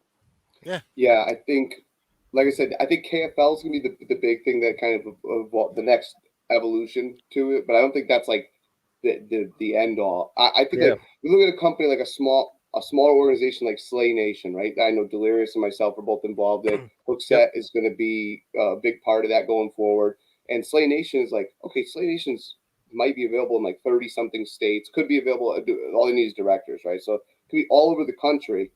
And then same thing as MAKB, right? Masters of Kayak Bass Fishing or Slay Nation. So if you get to this point, you can qualify for the KBF tournament. At KBF, you pay this membership, or KBF, or things like that. Like all these smaller organizations that are in every state partnering up with the next bigger step to all of a sudden oh shit, I'm competing for some money out here. Like Nate Shagnon, everybody knows he went and did, got his third place finish, got his big check and all that, because that's ultimately, realistically, all we care about is fishing. But when there's a fucking big paycheck coming with it, then it becomes a little more important, or it becomes a little more competitive. It becomes a little more, you become a little more choosy, where you have guys on Instagram, these are my free sunglasses. They saved my life. Fuck off. You got to start looking out for yourself as okay, am I going to rep this brand? Because what's the brand doing for me? And I think that's all going to be part of the next evolution, the money.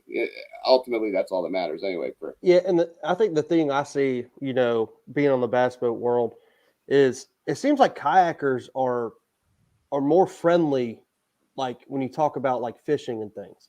When I get in the bass boat world, everybody is out there just staring at each other. Oh, he has a Ranger running 150 miles an hour.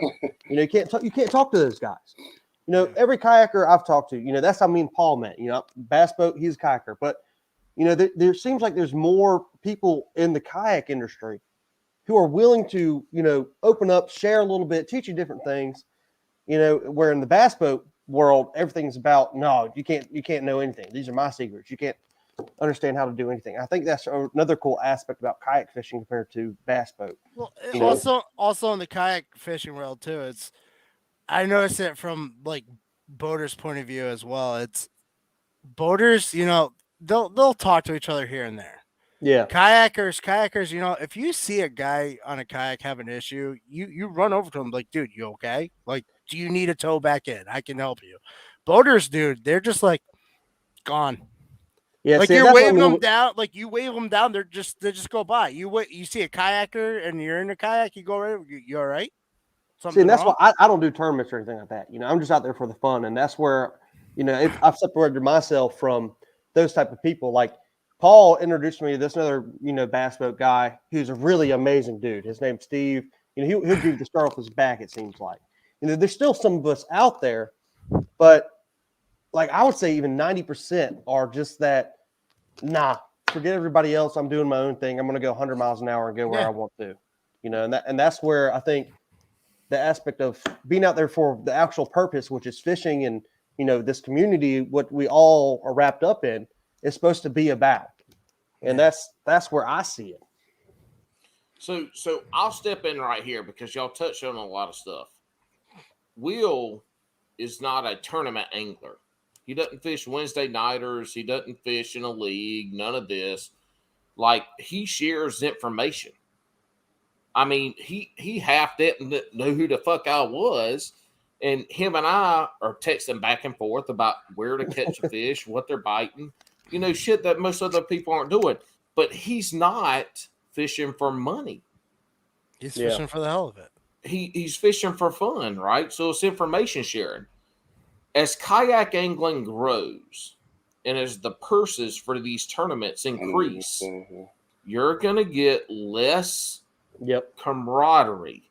Yep. People are still going to be cordial, but you're going to get less of this camaraderie. You're going to get less of this brotherhood. You're going to get less of what everybody talks about what kayak fishing right now is, hanging out, having a good time.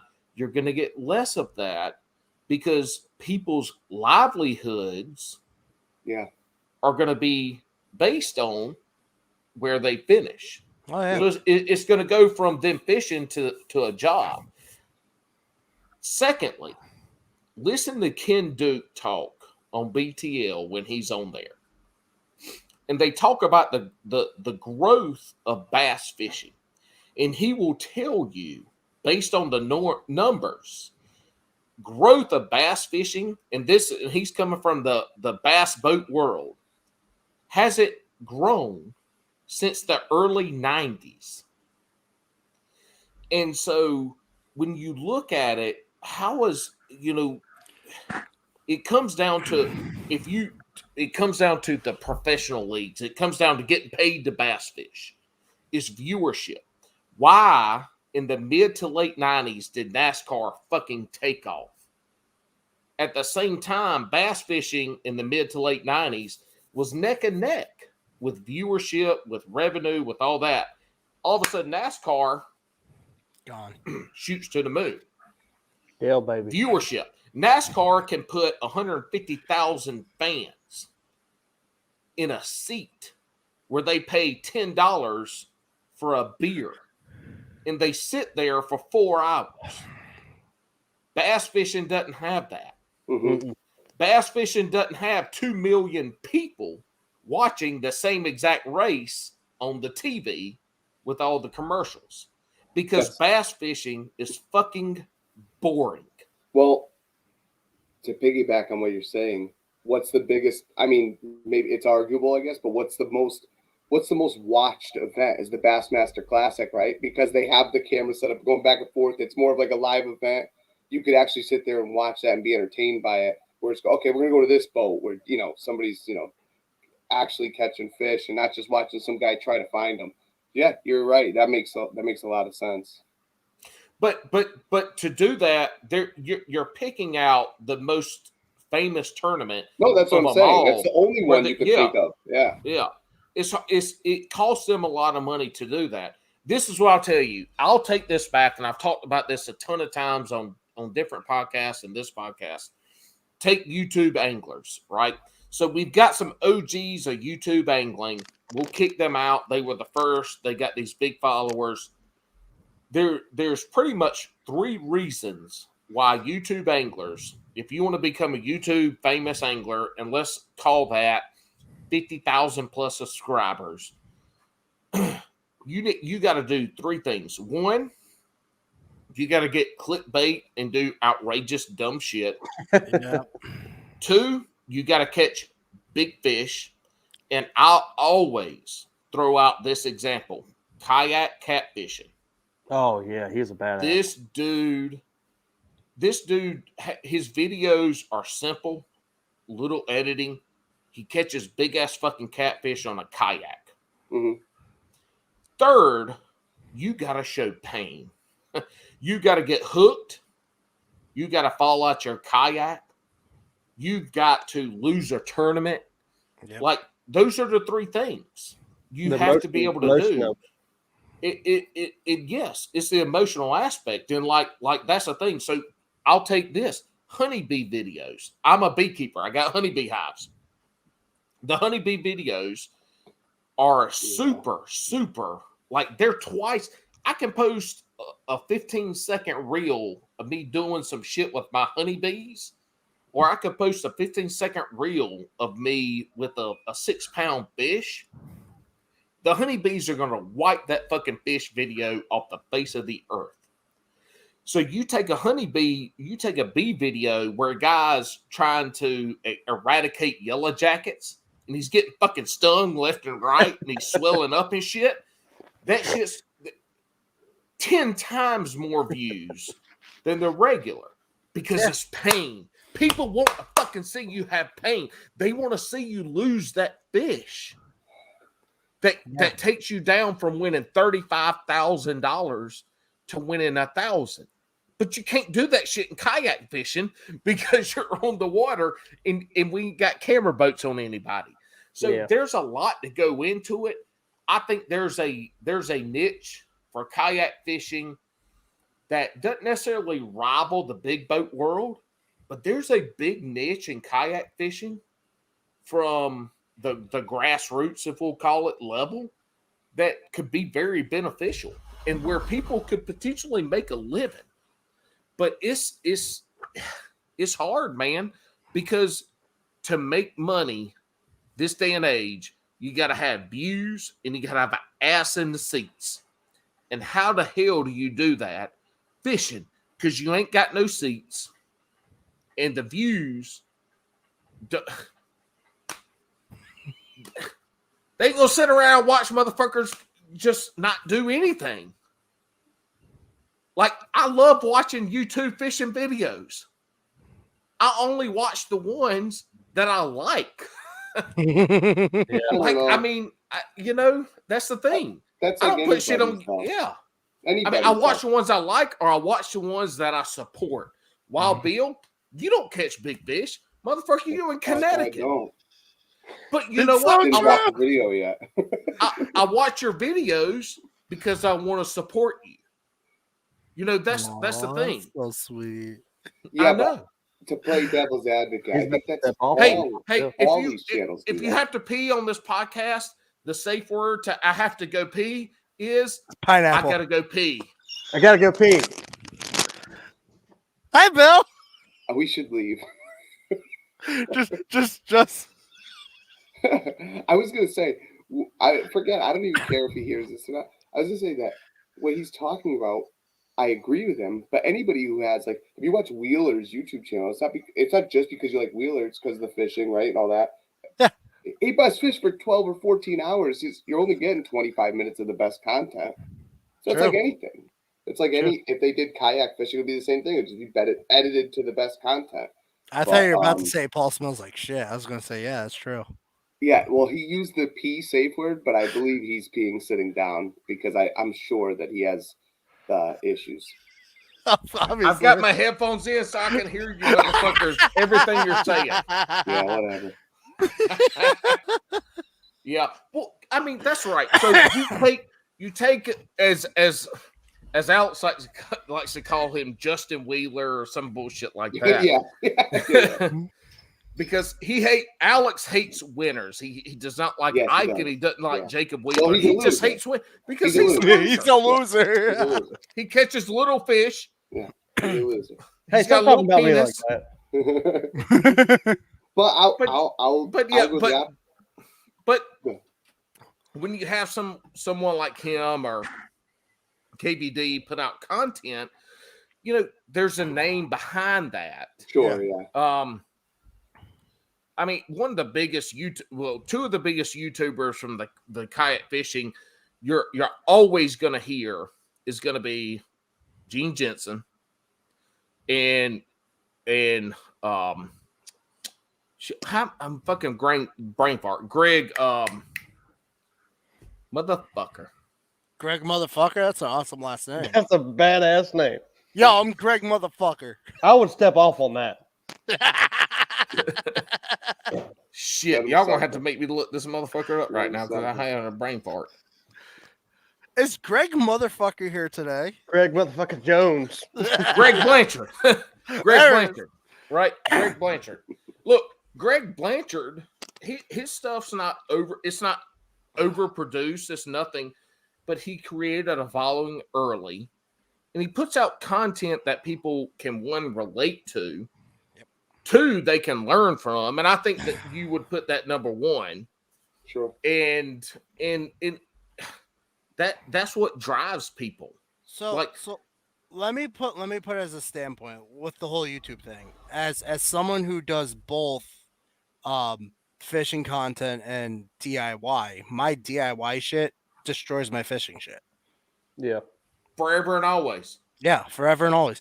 Even on Instagram, I noticed it too, and TikTok. Anything I post with DIY, any of my mods and shit, it blows my fishing crap out of the water. Well, it's like Larry Melton was on a podcast, and he was talking about his fishing videos and creating a fishing video where he was like, oh, man, this is awesome. I caught big fish. Yeah. I had splashes, jumps, busts, whatever. And he goes, I post that, and then the week after that, I post a video of me walking around Bass Pro Shops talking about baits better. and buying $20 in lures, and how that has twice as many views. Yeah. And you hear that in the bass fishing world, you hear that shit all the time. I created the best fishing video ever. That's me, Coley, watching the ducks over and over. Sorry. Look. Coley could catch a 12-pound bass, and that shit would get half the views of her petting a little ducky. Yeah. And then half of those are me watching her pet the little ducky. Quacking on my phone. Look, Wild Bill's over there crying. I want the duck. I want to go Where's my fucking duck? I want a duck. But no, it's true though. As you know, like I said, as someone who does both content, man, it's insane. Like how when I did Gravy's kayak, I posted on my TikTok. That motherfucker, that video alone has over 4,000 views right now. My best fishing one I posted on TikTok only has like 100. Yeah. So I'm like, no one cares. Like you said, no one cares about the fishing shit. It's the dumb shit you do. Is that just a generation? What do you think that is? It's emotion. People want to see you feel happiness, but happiness is number two. Happiness gets you a lot of views. Pain. Get hooked in the face. Get hooked in the hand. Lose a big fish. There you go. See? Set up your content. What it comes down to is the emotion. If you're showing the emotion, there's that emotional connection that brings people to that video. When you're looking at lures, there's the educational aspect of it. So it's the education. So it's people learning. So if you're walking through Bass Pro and you're talking about all the stick baits, well, look, this is the price of Yamamoto. This is the price of Yum. This is the price of the Bass Pro, blah bibbity blah blah. That people are. Yeah. It's a mentality that they can conceptualize that. Well, shit. Why the fuck am I buying $7 Yamamotos when I can go buy $2 Yum Dingers? Yeah, Mhm. Tex Yeah. Bass just said something extremely, I think that's accurate, is attention Who? span short too. Tex Who? Bass, TX Bass Babe on the comments. That Yeah. is All right, very all right, all right. accurate. First of all, Will, I know you're new to the social media shit. That's Texas Bass Babe. Yeah, that is accurate. That is very accurate. Where is that? Because I ain't see it. It says I see attention it. spans are Attention short. spans are short. I think Oh, that there has a we go. lot to do Okay. with it as well. Yes, that's why that's why shorts are fucking killing it on YouTube and Yeah. Instagram. Yeah. That's why shorts are doing it. Nobody wants to she's see the right. whole side of it. They just want to see quick and to the point of what it is, Mhm. I guess. I mean, I don't know what that is. That's why, like, a lot of times, like, when I do my my TikTok reels, like what I'm building or whatever, I speed that shit up. Just get to the fucking point. Yeah. You put on a Well- killer fucking song and you speed that shit up. Well, nobody wants to see you fucking drill a hole in a kayak. Actually, a lot of people do. Well, no, It's they weird. do. They do, dude. They want to see you drill that hole, but then they want to see you how the fuck you ran the cable and how you Yeah. set the shit up. Nobody comes to your mod page for you to talk about what you're going to do, for That's you why to I drill don't the hole. really- They want to see, how do I make that hole waterproof? Yeah, exactly. And how do I run that cable? Like, And that's 100% all agree they with care you. about. Yeah, and I 100% agree with you. Ooh, look, Will Oh, Brewer. yeah, Will Brewer's one of the That's- smartest motherfuckers That is a very, you very will good ever one. meet. And this shit right here. If I was going to end this podcast right now, which I'm not, if I was, I would end it right now with this statement. That is very That true. is 100% true. But you lose a lot of that information by just doing that. And that's what it comes down to, you know. How much information are we losing by just going straight to the point, you know, without seeing everything that they're doing and stuff like that? But see, when you come to YouTube to learn how to run your 360 or how to set up your 360 imaging that you just got, you don't 4 more minutes. The only thing you care about is how do I dial that shit in? Well, here's the thing. There's not hardly any videos that really have that. I went on YouTube. I mean, not Then hours, make one. hours. Make I know. I a need to. 3-minute video. This is how you dial your shit in 2 minutes, and I guarantee you it's gonna go viral. Oh yeah. Yeah. They start out like that, like, hey, we're going to teach you how to dial it in. We're going to show you what it looks like. We're going to do all this, but they don't. They show literally 30 seconds of what a fish might look like on your 360, and then the next is them catching fish and bullshit. It's just like, I want to see a couple minutes of what it's going to look like spinning around, you know, scanning fish, what a tree looks like. None of them have that. It's all this bullshit about them, you know, catching fish and yada, yada, yada, just get views. I want to see, like, legit, what does a fish look like on side imaging or 360? And nobody's making those videos right now. And I spent multiple hours looking for videos on how to do that. It's just nobody has it. well, so that's where people start to find their niches is, and you see that a lot with the graph side, is that people start to make these quick videos of, hey, look, this is what fish looks like on a Garmin UHD V9, whatever it is. ABC. This is what fish look like on side imaging. This is what they look like, and this is what I did to try to catch them. I mean, that's the whole thing, but it's all about content creation. Look, here's the thing. I have hundreds of hours of YouTube videos of me fishing, just regular fishing, catching good fish, tournament fishing. This last tournament I fished in, I finished 4th in our TOC. I recorded every fucking second of that whole trip, minus the 3 fish I fucking caught. But there's an entertainment value to my videos, and I know that. there's an entertainment value to my video, and I've got some time with Thanksgiving coming up to try to put it together and to make it put it out there. But there's some entertainment value to that I think people would like. Now, am I going to become Gene fucking Jensen? Hell fuck no. Am I going to be Greg Blanchard? No. Now, if I start it now, in 5 years will I be there? I could be where those folks are. But this is my whole thing about creating the content. And because I take my Instagram channel, for instance, like I post, my shit ain't just fishing. It's my life. It's who I am. It's what I do.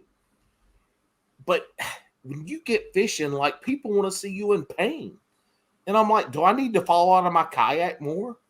Do I need to get hooked in the face? 100%. Like, do I need to take a hook and just run it through my nose one day and be like, oh my God, look, I got hooked in the fucking face and I caught a 6-pounder. Look, why not? Hold the net up, hold a hook in my face. It came out of my net and hooked me. like, would that be awesome? God, yes. That shit would be awesome. Yeah. But I can't, that shit, if you do that more than 2 or 3 times, people are like, this dumbass motherfucker's hooking himself in the face on purpose. And then you have Jackass. You know, that's when me and Bill, Bill come in and say, how's that clout chasing going? Yeah. We shooting honeybees out your ass next? Shooting them out of his nose. I watch this. Paul, there could be a video about you on my bass boat. It's just a whole YouTube channel about that because you are literally turning into a clusterfuck every time you get on the boat. Bo, so I literally am going to cut my last tournament, which just happened last weekend. I finished 4th in. I'm going to cut it, and I'm going to make a video, and I'm going to post it because it is me. It's a clusterfuck of shit all day long. It's me self-deprecating myself. But that's the thing. I mean, like, I'm entertaining, but I don't want to. It's just different. I mean, but Will had a squirrel swim to his boat and then climb up in his boat, and he's got a picture. Coley, I hope you're listening. I saw that. Coley, he's got a squirrel that swam to his boat, scared to death of the bass in this lake. He climbed up his lake pole and he's holding it. You know what he does? He chunks it out on a hook into the water and catches a 12-pound bass. My hero. Look at that. And bitch swam to his boat. We were in 45 feet of water by the dam at Harris. And holy shit. I am super surprised because in that area this summer, Paul, you've seen it. These fish are coming out of the water, launching shad out the water. I mean, 5-6 pounders jumping out everywhere. I'm so surprised that squirrel didn't meet God that day. Yeah, because he literally swam across the whole entire lake to my boat and hopped right on. It was the craziest thing I've ever seen. Look at Coley's comment on a $118,000 Ranger. And I was the one that had to learn the damn Lowrance. So that's a good sign there that people are spending way more money than they fucking got fishing sense. Hey, dude, how about learning the information on the fly? When Lambert said that he was in his first tournament and he YouTubed how to fish with a jig and he won the tournament. On a swim jig. Unbelievable. He's on the fucking boat as a co-angler and he YouTubes how do I No, he's on the kayak. He's on a kayak in a tandem. He literally watched it in YouTube and then won the tournament. Yeah. Yes. What? He helped. So it was a team tournament. That's Ryan right, Lambert. Yeah. Ryan Lambert, he's going to be on December 7th with Jordan Marshall with the OI. We're talking about fishing simply. Simple fishing, colors, all this stuff. But Ryan, like his first kayak angling competition, he gets out there and he catches a fish, but he has a swim jig. Just bought a swim jig because no reason. Yeah. And he's got it, and he's like, God damn, how do you fish a swim jig? So he's on YouTube, how to fish a swim jig. He watches a video, he throws it out, he catches like a fucking 5-pounder. Yeah. Oh my and God. he's like rolls up to his partner somewhere in the top 1%. He's like number 1 or 2 in this area in kayak fishing. He goes, "Hey man, I've caught like 3 18-inchers doing this swim jig." Yeah. Just He's the man. Go back man. and listen to the episode with Wild Bill, Ryan Lambert, and myself. I can't remember when it was. I don't know. It's like a month and a half ago. I've been stalking him ever because since. that story. I've been stalking him ever since. I got a man crush on him. So. Oh, he does. Like Wild Bill, every time Ryan posts something, Wild Bill's like, "Oh my God, this is the greatest thing ever, man." And then he got sick, and Wild Bill's like, "Oh, dude, I hope you feel better. Let me know if I can bring you some tea. I've got hot tea." Does Aaron Lewis know you're sick? He's the fucking man. Well, whatever. So this is funny. So Slee the rookie comes in with some creators know so much about fishing, different techniques, but cannot implement out in the water. Mm-hmm. That's true. Yeah. You're going to have a lot of people that talk knowledge, and knowledge is great, but knowledge and putting that shit out in full force so you can step off that water and win the tournament. You're going to step off, baby. You're going to step off and win that tournament. Do I have to go? Is that my cue? That's wisdom. But you're right. That's right, man. There's a lot. Great point. YouTube has created a lot of smart people, but it's also created a lot of people that can't do what the fuck they're talking about. That's why I don't talk knowledge on my YouTube. Or vice versa. Some of the best anglers in the world, they ain't going to be caught dead making a fucking YouTube video. You know what I mean? Sharing information or even knowing how to explain what they do. The only person I would say who doesn't do that is Mark Daniels Jr. That man, he tells you what you need to do and he gives you good tips. He's great. Yeah, he's a really good guy. I really like him. The only thing I would say about Mark Daniels is, man, he loves to throw in his promotions to P-Line Tactical. He's all the time shouting them out. Yeah, who throws in promotions for shit? This is Wild Bill with hooks at Hubble. No, but it's crazy amounts, crazy amounts. Look, I posted a post here on too, Instagram recently about going and buying your Christmas shit from Hooks at Hoodlum because Bill texted me for like 2 weeks straight with prayer hands going, please, please, please, please tell people to buy Hooks at Hoodlum gear. That's not what I said. I said, can you I got Hooks at Hoodlum to my house. Please tell Ryan to follow me back? I'm just kidding. He didn't tell me that, but I swear to God, look, y'all, I'm a budget angler. I don't buy a lot of shit. Like if you were to look at matter of fact, I'll show you if I don't fuck my whole studio up. We're not doing this at my house, by the way. All right, look. oh, that's my beer. Back there's a box. And a trampoline and a princess dress right here. I can't hear you. Paul. He's not talking. Paul, your mic. He is talking. Your mic. You need Earl. Can you hear me now? Yeah. Yeah. There you go. That shit came unplugged when I was trying to show you my box. Good job. Do you want to see my box? Piece of shit. Oh. You better step off, bro. Subscribe to his OnlyFans. Oh, yeah, God. it's called ticklemytoes.com. No ducks were harmed. Quack, quack, motherfucker.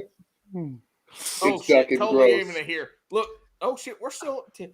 But, so I don't have a Only lot yikes. of shit, right? Look, I don't have a lot of stuff fishing. And so I'm not buying a bunch of stuff at all.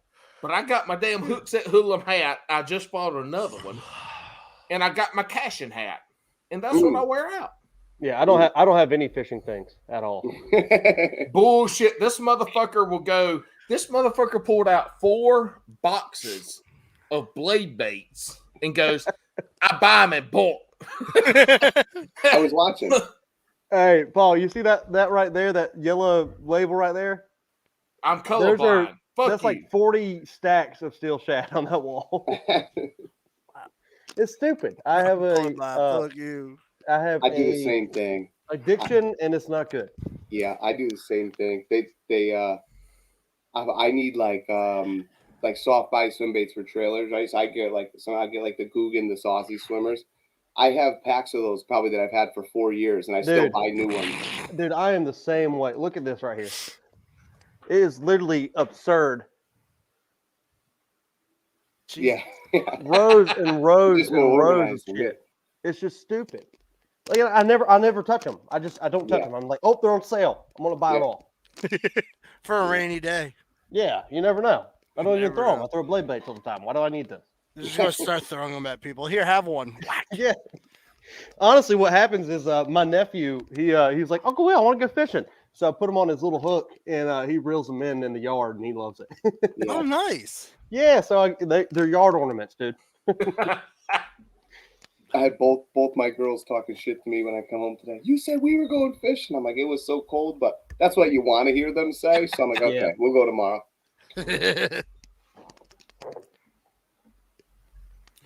So Delirious, Hey, what are you fishing in the winter? Are you fishing? I ain't fishing. I'm working. None? Nah. My shit's already packed away. But you're not, but there's no ice where you are though, right? Dude, here's the thing. Usually by now there is. I don't care for the cold weather. Okay. So my ass is inside unless I'm working. Well, I'm dead serious. You can call me whatever you want, but only reason why I'd be outside in the cold is if I'm getting paid.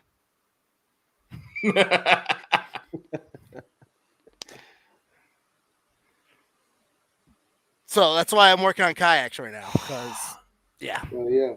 I'll be fishing all and so winter Bill, you're fishing. You're doing salmon fishing. I'm guessing like running fishing right now. You're tapering down to not fishing this winter as well, right? No, I fish year round. But that's I fish for trout. I'm in the rivers, whether it's a fly rod or throwing spoons or like little spinners. I'm fishing for trout. Not as often, but maybe once a week I'll go out, hit a river, wade in the river, hit the tailwaters, try to get on some good trout. Today, like I said, I just was going for some breeders that were running, and I ended up just hooking up with that Atlantic salmon, which I've been trying for years to get on. So that's what I'll do.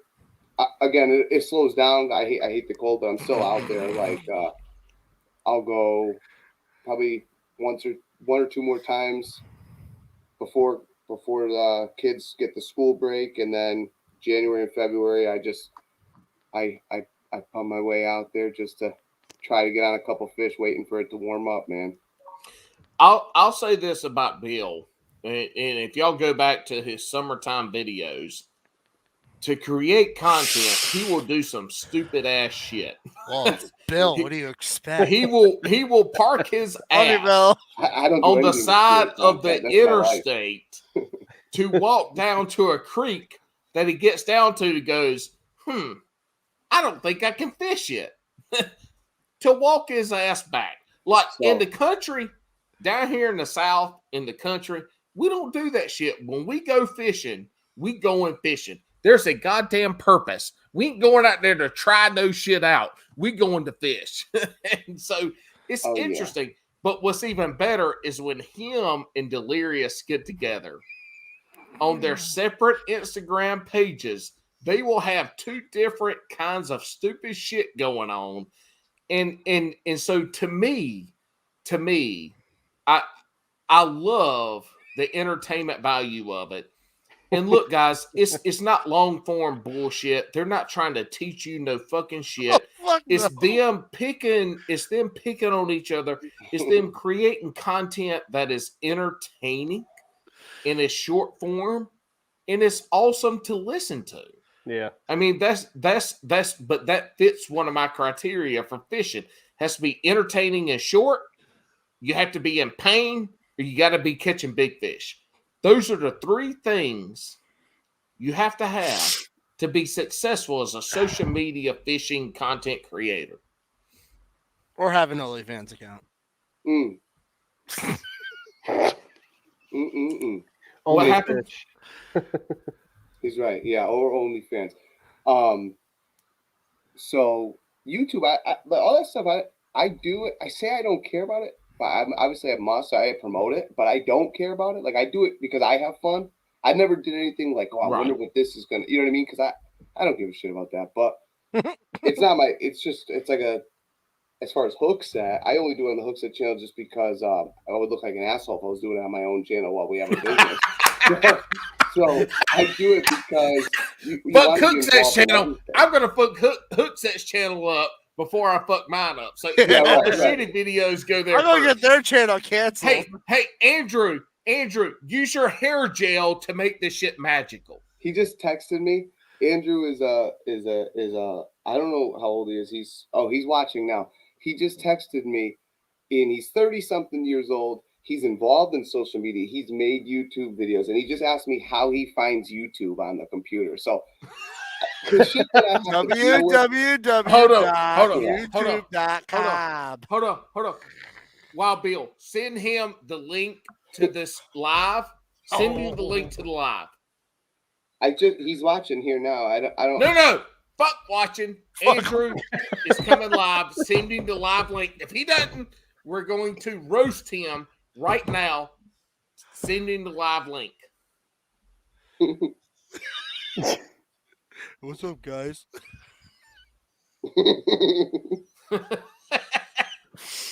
I think the biggest thing about winter fishing is just going out there and just bullshitting. Just to get out the house. but dude, that's the thing is down here in North Carolina, we can catch our biggest fish winter fishing. Oh, how did I start the year? Jigging blade baits. That's the thing. Down here, you can do that. Yeah, that's how I started off the year this year. Yeah. It was January 15th, and I caught a fucking 7.5 or something like that. Just dude, chilling. One of the first guys to help mentor and teach me kayak fishing is Matt Dunn, and you hear about these guys that could compete on the national level but don't because of whatever reason, work, family, it doesn't matter.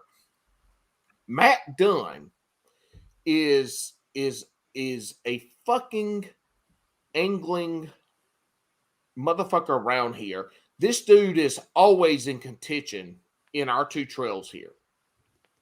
He would be in contention traveling the country, but it doesn't matter why. But Matt Dunn takes me out there. He's teaching me how to fish a blade bait. We're suspending, vertically jigging on a kayak. This would have been in January of this year when I first started fishing. It's going to be colder this year, I feel like. And so Matt is over there, and I see him. He's catching fish. I saw him catch some white perch because he catch them, throws them back. But I see him catch a bass because I see him. He's putting it out. He's measuring it. He's on online monthly. And finally, I see him, and he's fighting something, and I see his rod bent over. And so I'm like, oh, shit. That's a good fucking fish. And I kind of mosey on over my way. It was cold as fuck. It's like 22 degrees, 23 degrees that morning. Jesus. No wind. And so I mosey over. I'm like, damn, dude, you got a good one. He's like, dude, this is a big fish, big fish, big fish. I'm over there fucking around because he thinks it's catfish. Oh, I've caught a bunch of catfish. So he gets up and says, oh, Paul, oh my God, it's a bass. It's a bass. So I'm like, oh, shit. Oh, shit. So I'm in my Hobie, and look, I'm going to show you how I did. I'm like, I pedal my ass over there real fast, because he's got it in the net. He said, stepped on it. It's a big one. It's a big one.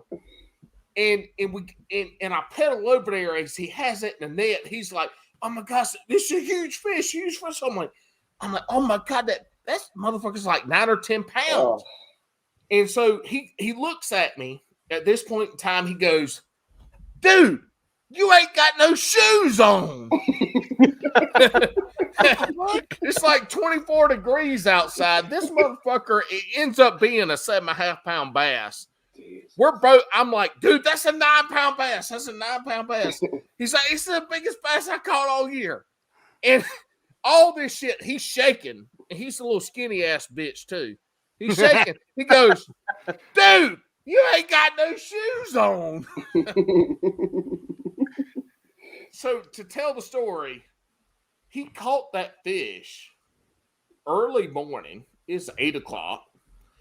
It's Cold as shit still outside. in the 20s, but it ended up being a 7.5 pound bass. I mean, you can catch those big fish. It's just patience. You're not going to catch a lot. It's not going out there catching 20 and 30. No. But if you find them, you can catch them. And down here in the South, we have that opportunity.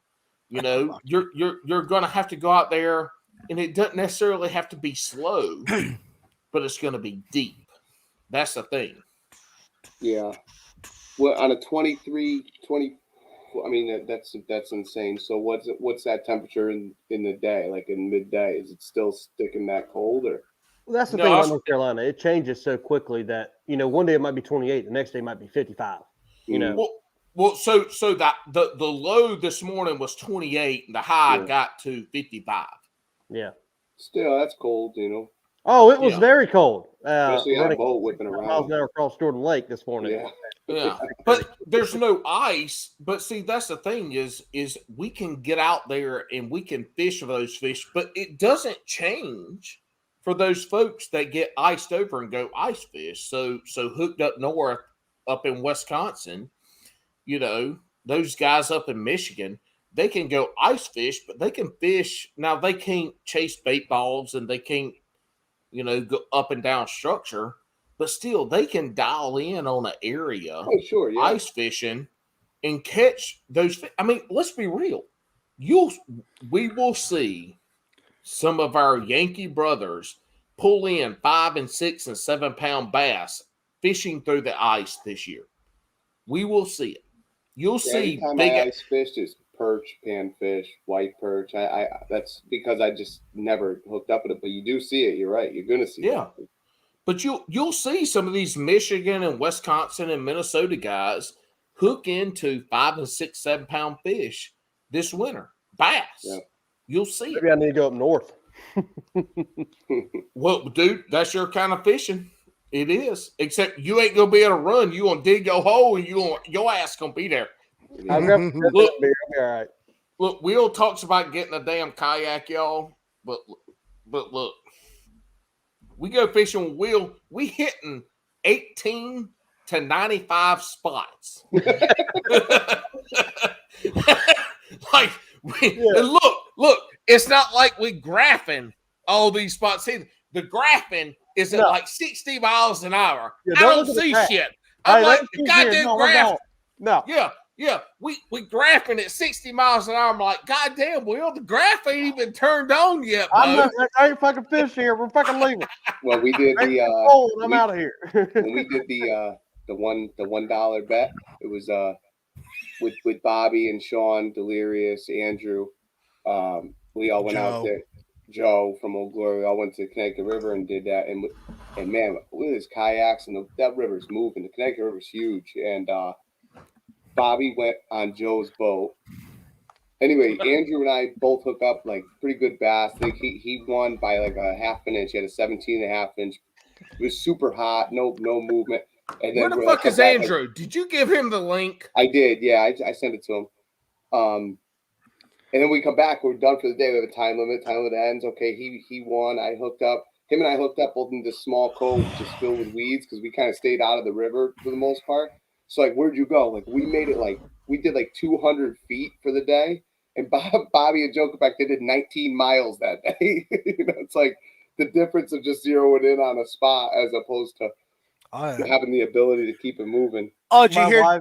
My wife just texted me, said, "This is why I catch more fish than you. You have too much ADHD." Yeah. Hey, Bill, did you hear? Andrew said he was backstage for 10 minutes. Paul. Paul's peeing, it looks like. Yeah, currently. he didn't use the safe He word. didn't use a safe word. Too many White Claws and Angry Orchard, you know, the manly beers. Yeah. So Just get an Joe umbrella. finally fixed his boat.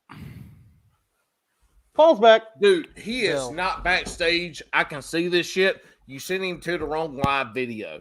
He said he was there for 10 minutes. No, he wasn't. I see it right here. Well, he didn't even know how to get on YouTube, so I believe Exactly. So don't blame this shit on me. you. You're right. It's easier to blame it on you. The president of your company doesn't know how to run social media. That's true. Oh, no wonder he hires good people. Ken is our And by social hires, media guy. he puts him in Hairs. slavery to sell Hairs. his shit. Hair. Oh, don't get us canceled. Hairs. He hairs. I don't see him. Hold on, let's see. So Next tell time me we go to this. the lake, So I'll go Delirious, you're not fishing any in the winter. What are you doing, buddy? Working on kayaks. So now was when I'm guessing your northern brothers are bringing all their shit for you to set up for the tournament season and the fishing season starting in the spring. Yeah, pretty much. Like at my main job, I'm gearing up right now, or we're gearing up our plow trucks for the winter. That's my main job, so don't come to Connecticut or I'll plow your ass off the road. What the hell is a plow truck? Of course, you Southerners would say that. We have this white shit that falls from the sky called snow. It's Okay. cold. Called A fentanyl. plow truck down here is how we get our women pregnant. Oh, okay. So, Oh, my cousin.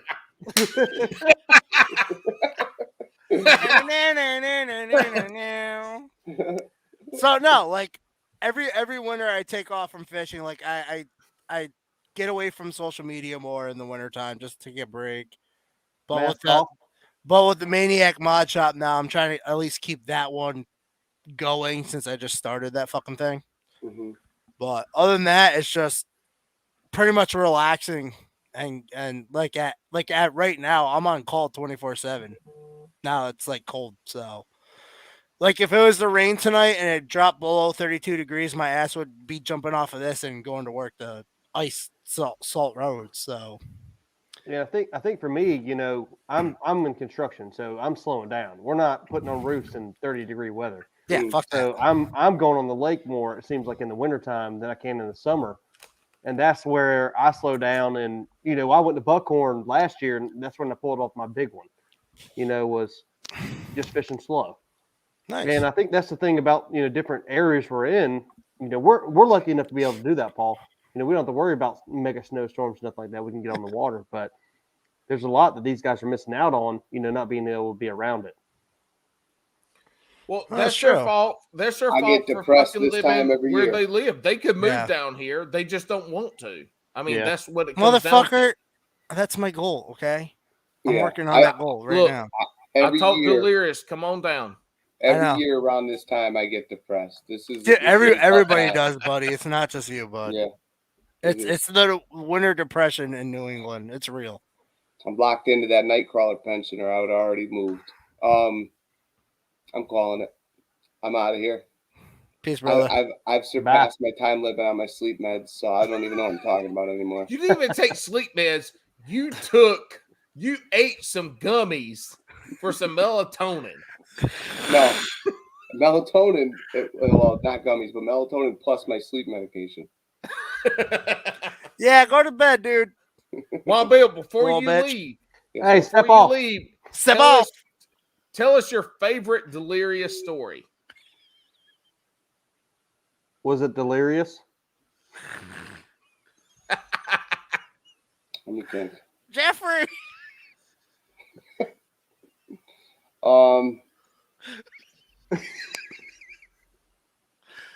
Oh, Henry. I'll give you an example. And it's not gonna be a funny story. I'll give you an example of like I say, he's a nice guy and a good angler. So No, we fished a definitely. tournament, and technically, obviously, we're both in the tournament. We're fishing against each other, right? So it's I forget what it's called. Is it Beach Pond that's on Rhode Island? Like Yeah, that one? yeah. So I that wasted place. about 3 hours paddling out to the far side of this lake against like heavy current, Jeez. and I'm at like the Rhode Island border, and I ain't catching shit. Nobody is. It was a really tough day, real windy, a lot of bad conditions, as bad as you could ask for, I guess, in that situation. And this guy's all the way on the other side of the lake. Probably even with his trolling motor, it's going to be a struggle, but probably like I'd say it would take me like 20 minutes to get there. It probably would have took you like 35 to get all the way back or something like that. And he's calling me, and I'm too stubborn, so I said no. But he called me 3 different times and offered me for him to stop fishing in this tournament, to come pick me up and tow me back over to the right side of the lake. Delirious Angler's a stand-up dude. Well, actually, I wanted to put cement shoes on you and make you go swimming. Yeah. Oh, actually, devil's advocate, though, he's also an asshole, because first tournament. This is what we. I just thought about this. Because this is where the Delirious Angler thing is, because like he's a nice guy, but but then he's a fucking asshole. So, the first tournament, I'm zeroed in. I pre-fish. I have my spot, my first laydown. I know where I had been catching bass. So we launched. There was a freeze the night before, so we went from like 60-something degrees. Oh, dude, it sucked. When we launched that day, it was. There he is. When we launched that day for the tournament, it was this is a different spot. It was 26 degrees, iced up on the guides, and I go right to my down tree and I start fishing, trying to at least get that first bass of the day where I know I'm successful hooking up with pre-fishing. And this guy, I hear, and he has a Bluetooth speaker on his small boat with his trolling motor and a giant flag, and he's fucking blasting pirate music, circling my kayak. So he's a good guy, but it's not that good. Oh, I'm doing that next time I go out on my boat. Dude, it's the best. I do it to so many people. I have a pirate flag and everything, and I fly that shit on my boat while I'm going right back. It might be full fucking send, baby. Full It is on. It is on your on that video. Yeah. So look at this fucking guy. What's up, Drew? Hey, what's up, guys? What up, buddy? Glad you found the doing? internet. Well, Drew, you got here just in time for your partner in crime to leave. say that his melatonin kicked in and Oh, he yeah. has to leave. It's a step off. I'm sure it has. Yeah. I took He an got hour to step ago. off. Yeah, Dude, yeah, I step You off. heard that shit before? Dude, you took that like 2 hours ago. Yeah, I got to step off. The show's Gotta been going on step too long. I got to step off. Alex wouldn't do this. He does 1 hour. Yeah, Alex right now would be, babysitting. he would not only be shitting his pants, he would be texting me furiously. Y'all would be seeing Alex doing this right now. He doesn't know why, but he knows he just sensed anger and bit his bunky's lip on the cruise ship or whatever he's doing. This motherfucker's sharing a toilet with 25 other dudes, and we he's call the him being toilet. on a cruise ship. Also, his name for the next year is Toilet. But anyway, fuck you, swamp rat. You fucking bombarded me the first time I was on this show, so you ain't here now, sucker. Look, Wild Bill's first episode on this show. This is pre-Paul Hills. Yeah. He really did. He really did fuck you up with some surprise shit. Yeah, I thought I was going to be the co-host. Well, look, I'm going to tell you right now. In the future, while Alex is gone, because I'm solely here to be the handsome drunk. Yeah. And with him gone, I have to be Alex, and that shit ain't no fun. That motherfucker ain't no fun at all. Matter of fact, I'm going to try to get his wife on here to take over his side of this business so that I can have fun again. Yeah. But regardless, I'm going to have Wild Bill on here, and we're going to roast that motherfucker really, really soon. Anytime, but it's got to be before 10:45. Because my wife just texted me from upstairs, and she wrote, make another tugboat noise and you're out of the house. Hold up. Did you should text her, but like, hey, I have the sniffles again. Going back on quarantine. I'm blocking your number, lady. Wild Bill said, Who is this? And all right, are you leaving, motherfucker? Because we're I'm gonna done. pick on you if you're not gonna stay. Bye-bye. I'm out. Bye, buddy. Thanks, buddy. See you, man. Later, guys. I don't know how to leave. Love you, I'll Bill. just close I'll just throw this in the bathtub. Bye. Andrew, What's what's up, up, guys? dog? What's up, buddy? Yo, how you doing? How's it going, Good, how man? I you heard I was doing, gonna brother? get roasted on here if I wasn't on here with you. So No. This ain't bass, bourbon, and beers or whatever the fuck OG Scuba Steve pretends Isn't it to like be bourbon and professional. Bates? we ain't gonna roast you. We just want to know. We want to Yes. know. Would you let Delirious work on your kayak? yeah, absolutely. Well, My man. what's the 3 things you'd let him do? What's the first 3 things you say? Delirious, make my shit right. What's the first 3 things? Well, here's the thing. Mine is very simple. I don't have anything on it at all. So I would do. I'd have him start off with a fish finder. I'd have him set me up with some more rod holders, and maybe somewhere that I could hold the net so it's not at my feet. So So- my question is, what are we waiting for, buddy? So my question is this: I'm kind of new in the hook set hoodlums, and I Yep. hear you say your kayak is very basic, but I heard you have like a 25-foot pontoon boat that costs $145,000. So you don't I need don't a have- kayak. I don't have anything that you're speaking of. I have a kayak, and I just purchased a 1988 Bass Tracker 17 and a half footer. So I'm Oh, actually yeah, working on that. But I don't So have. you I have don't a have a- Bentley pontoon, I do not have that. I do not have that. I do not have that. but that's not what the hook set hoodlums say about you. So I don't I know know. who to believe. Because It's all they're all lies. upstanding citizens. Have you ever heard? Have you ever heard and read Lockwood Fishing and OG Scuba Steve? I mean, they are the most upstanding citizens in America. Yes, they are. I had the honor of actually meeting both of them, and they were very upstanding. Look, this is the nicest thing OG Scuba Fishing Stevie O has said about me ever. Look down at the bottom on this screen. Look, this is He's very upstanding, though. He's very upstanding. look. This is I'm about the post I'm about to put up here is the most articulate thing Scuba Steve has ever typed in his entire career on the internet. Look, he's never typed anything more articulate than this. This is the best word he has ever spelled. It's all emojis. I love Steve. I love Steve. I do too, but he's a fucking dumbass. Look, that's the only word he knows.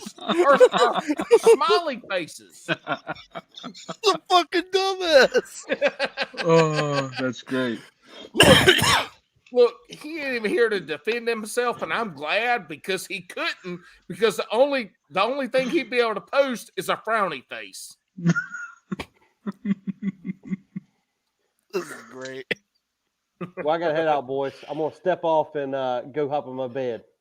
Do it up, man. Nice Hey, meeting you, All dude. right, brother. We'll I'll see see you, you, Bo. man. Hey, Friday, Paul. I'm gonna see you there. You damn well better. All right, I'll see you there. Bye. All right, Bo, we'll see you. All right, we got another guest coming on. So, Delirious, are you getting tired? Are you rubbing your eyes? No, I'm crying.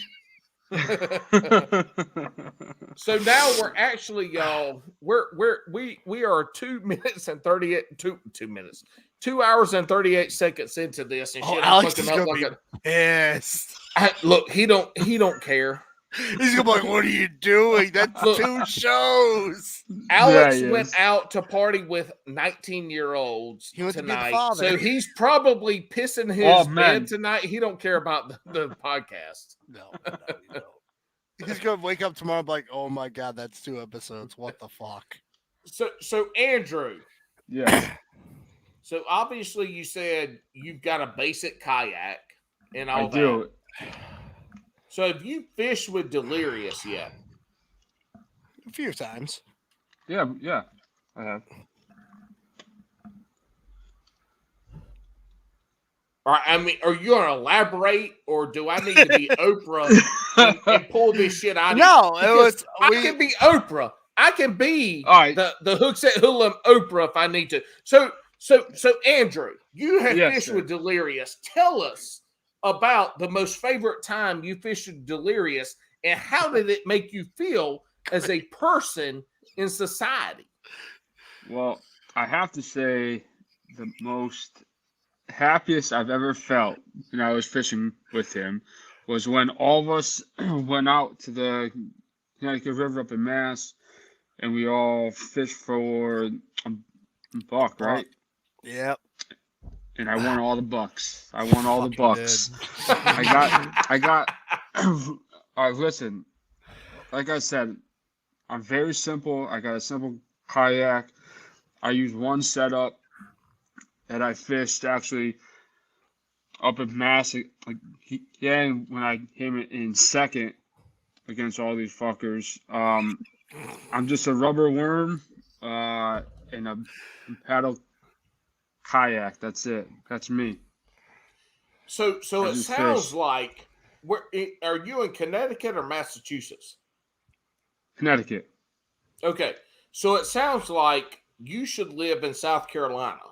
Yes, I've heard Yeah. that before. It sounds like you picked the wrong place to fucking live. I heard that before. I've heard that a lot. Yes. Well, besides your shitty accent, we can tell that you should live in South Carolina because of how you fish. And we all know that how you fish is who you are as a person. Yes, I agree. What are you chewing, dog? Chewing on skull. Ugh. Mint. What do you mean, ugh? What do you mean, ugh? Real fucking men chew Copenhagen snuff. Yep. Copenhagen snuff. I like that too. I like anything. Well, I do too. I mean, I like vagina, but I like mine to be pretty. I love vagina.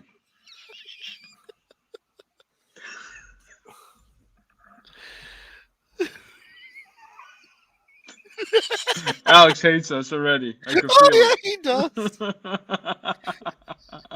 Hold on, we got another guest coming on because we need some comedic relief. Hold on one second.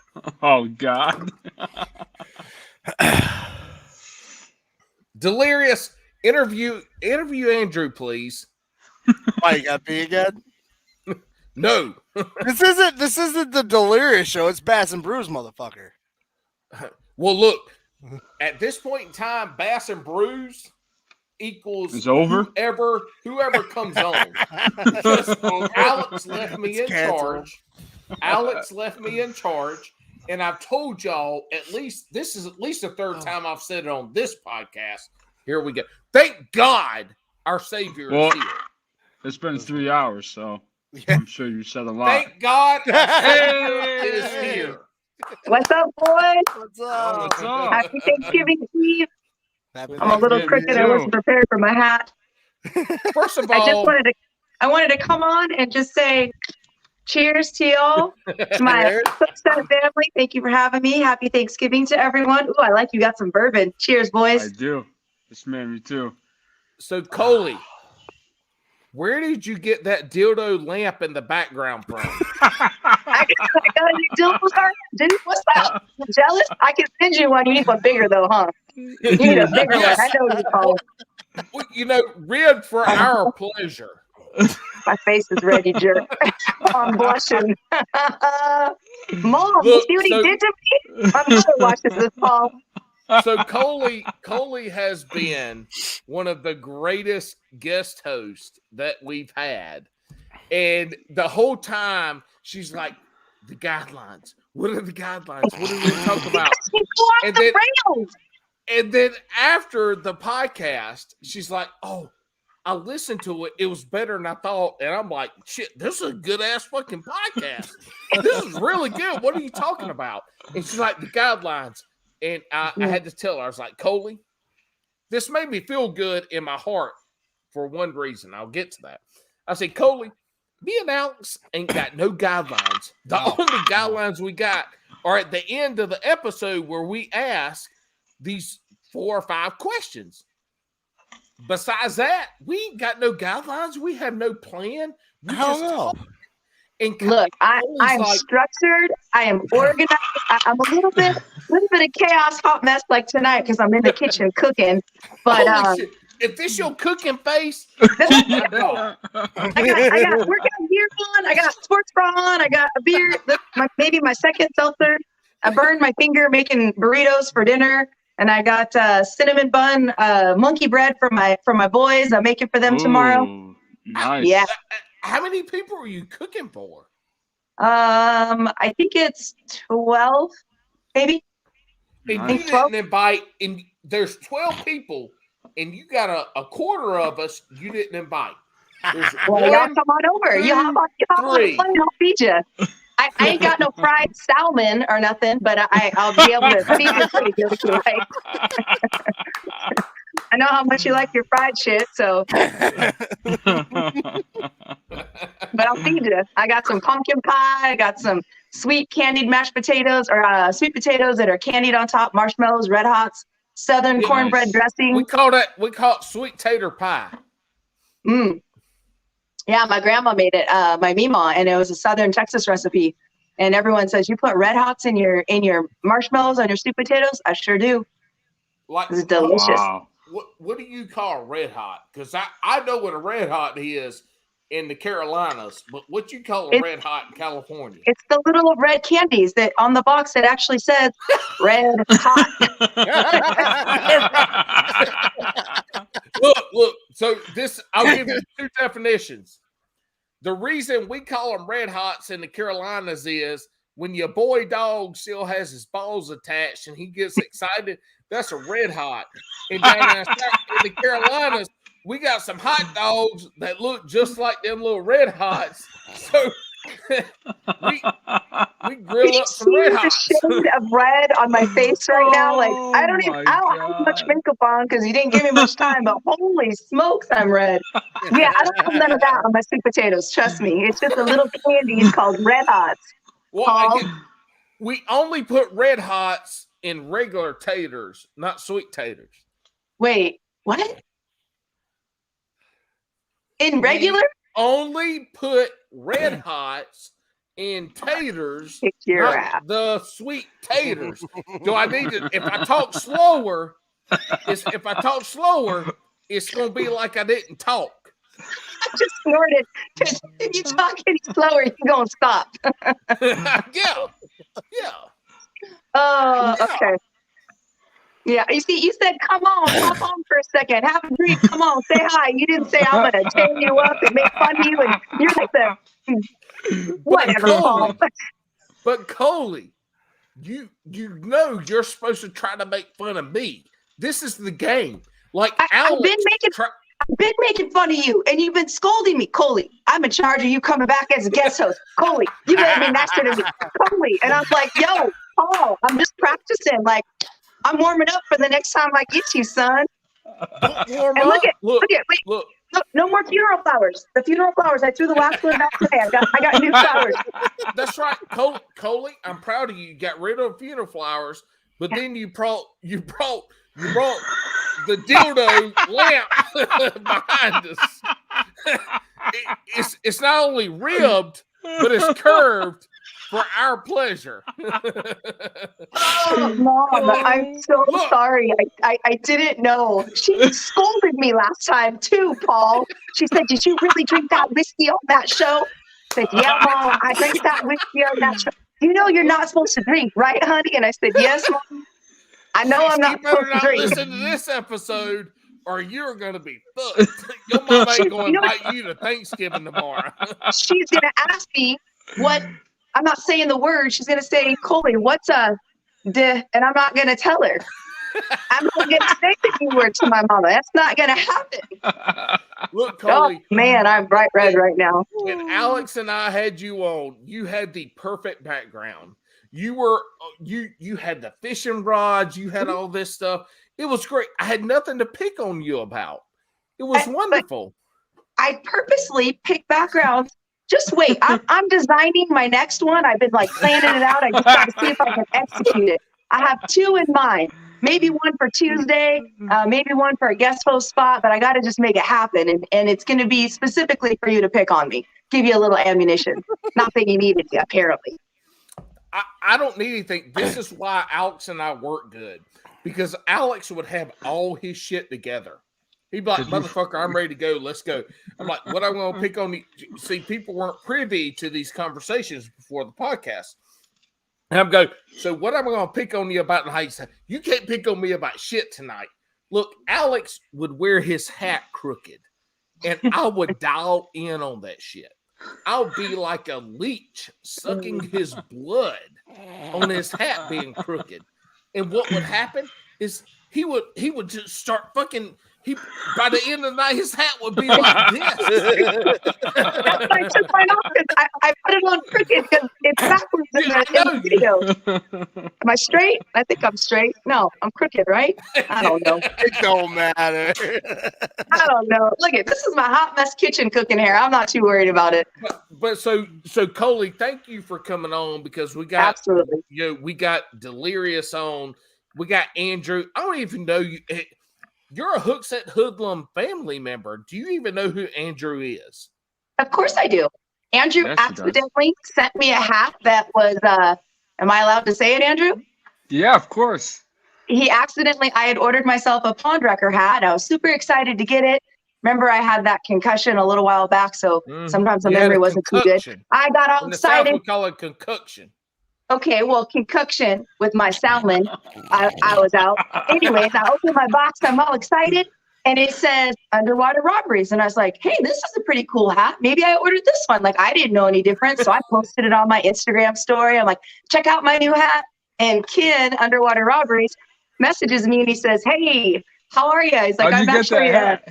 one of the owners, and it looks like Andrew accidentally sent you the wrong hat. And I was like, oh my God, I'll take my story down. I'm so sorry. He goes, yeah, there's only 7 in existence and I own 2 of them. And I'm like, hey man, I don't want to piss anybody off. I'll take my story down. I'll send it back to you. He goes, no, keep it. I'm like, no man, just, it's fine. I'll send it back. He goes, no, I'm going to send you the right one and you keep that one. I know, now you're mad. Story down. If somebody says you have one of the only of anything, you be like, bitch, I'm posting this shit till the fucking day I die. No, man, because I respect the hoodlums. I want to be part of this team. I'm going to do whatever they say. But you could be a part of that team with some extra benefits by saying, fuck you. True. I'm posting this shit and give me my benefits. You do know that there is cupcake in my name, right? We had this conversation before. Like there's a little hood hidden in there that comes out every once in a while when you get me going, and my little twang comes out. And if I get like that blank expression, son, I'm just gonna say run.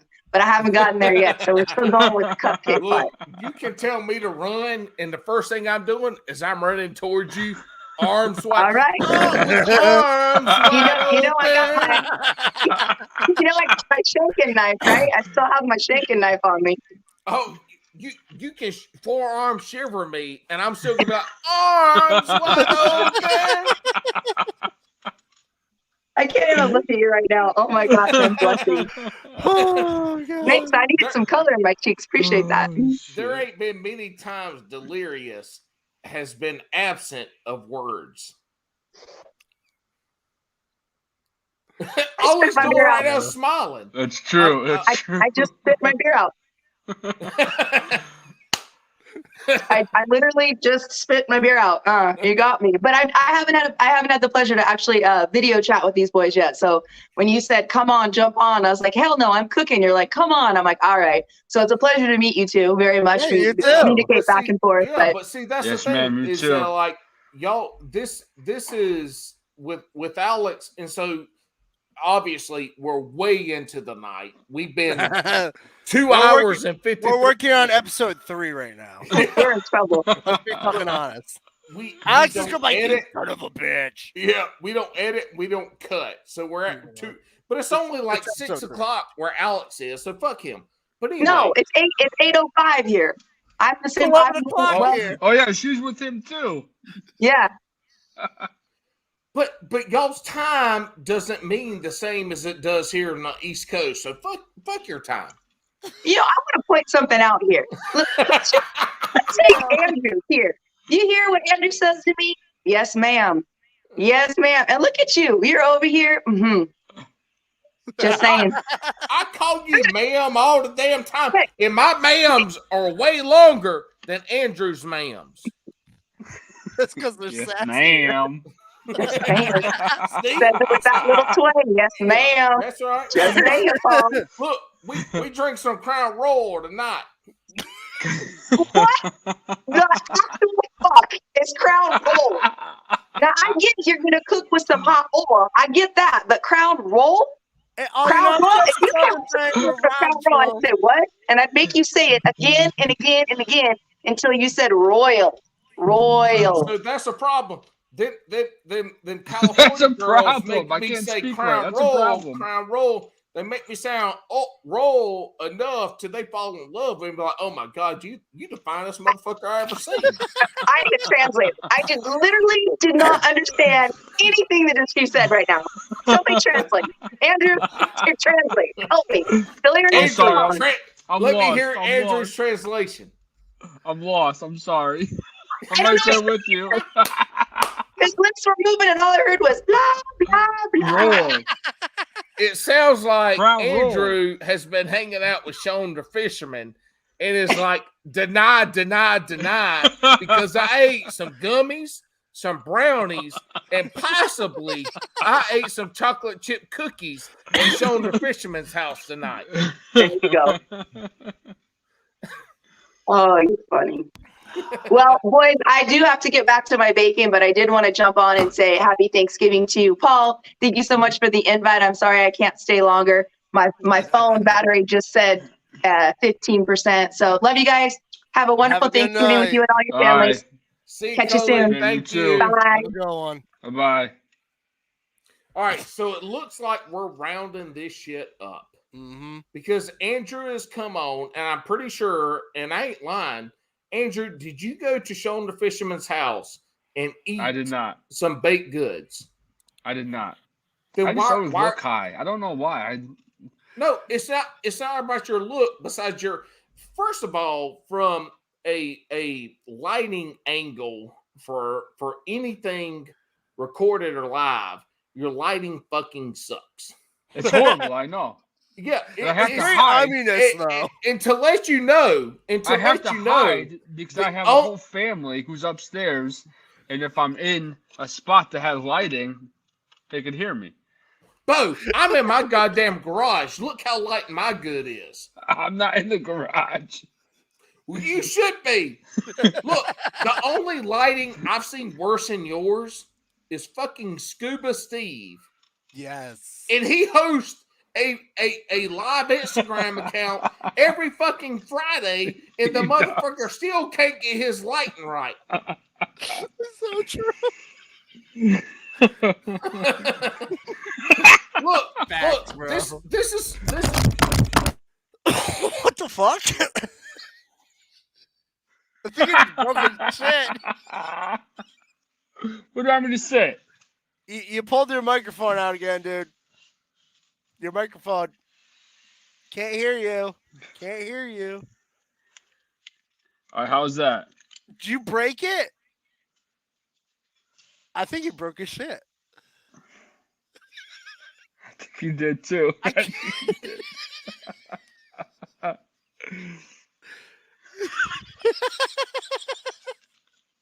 Bass and Brews is now canceled because he broke his fucking mic. Oh God.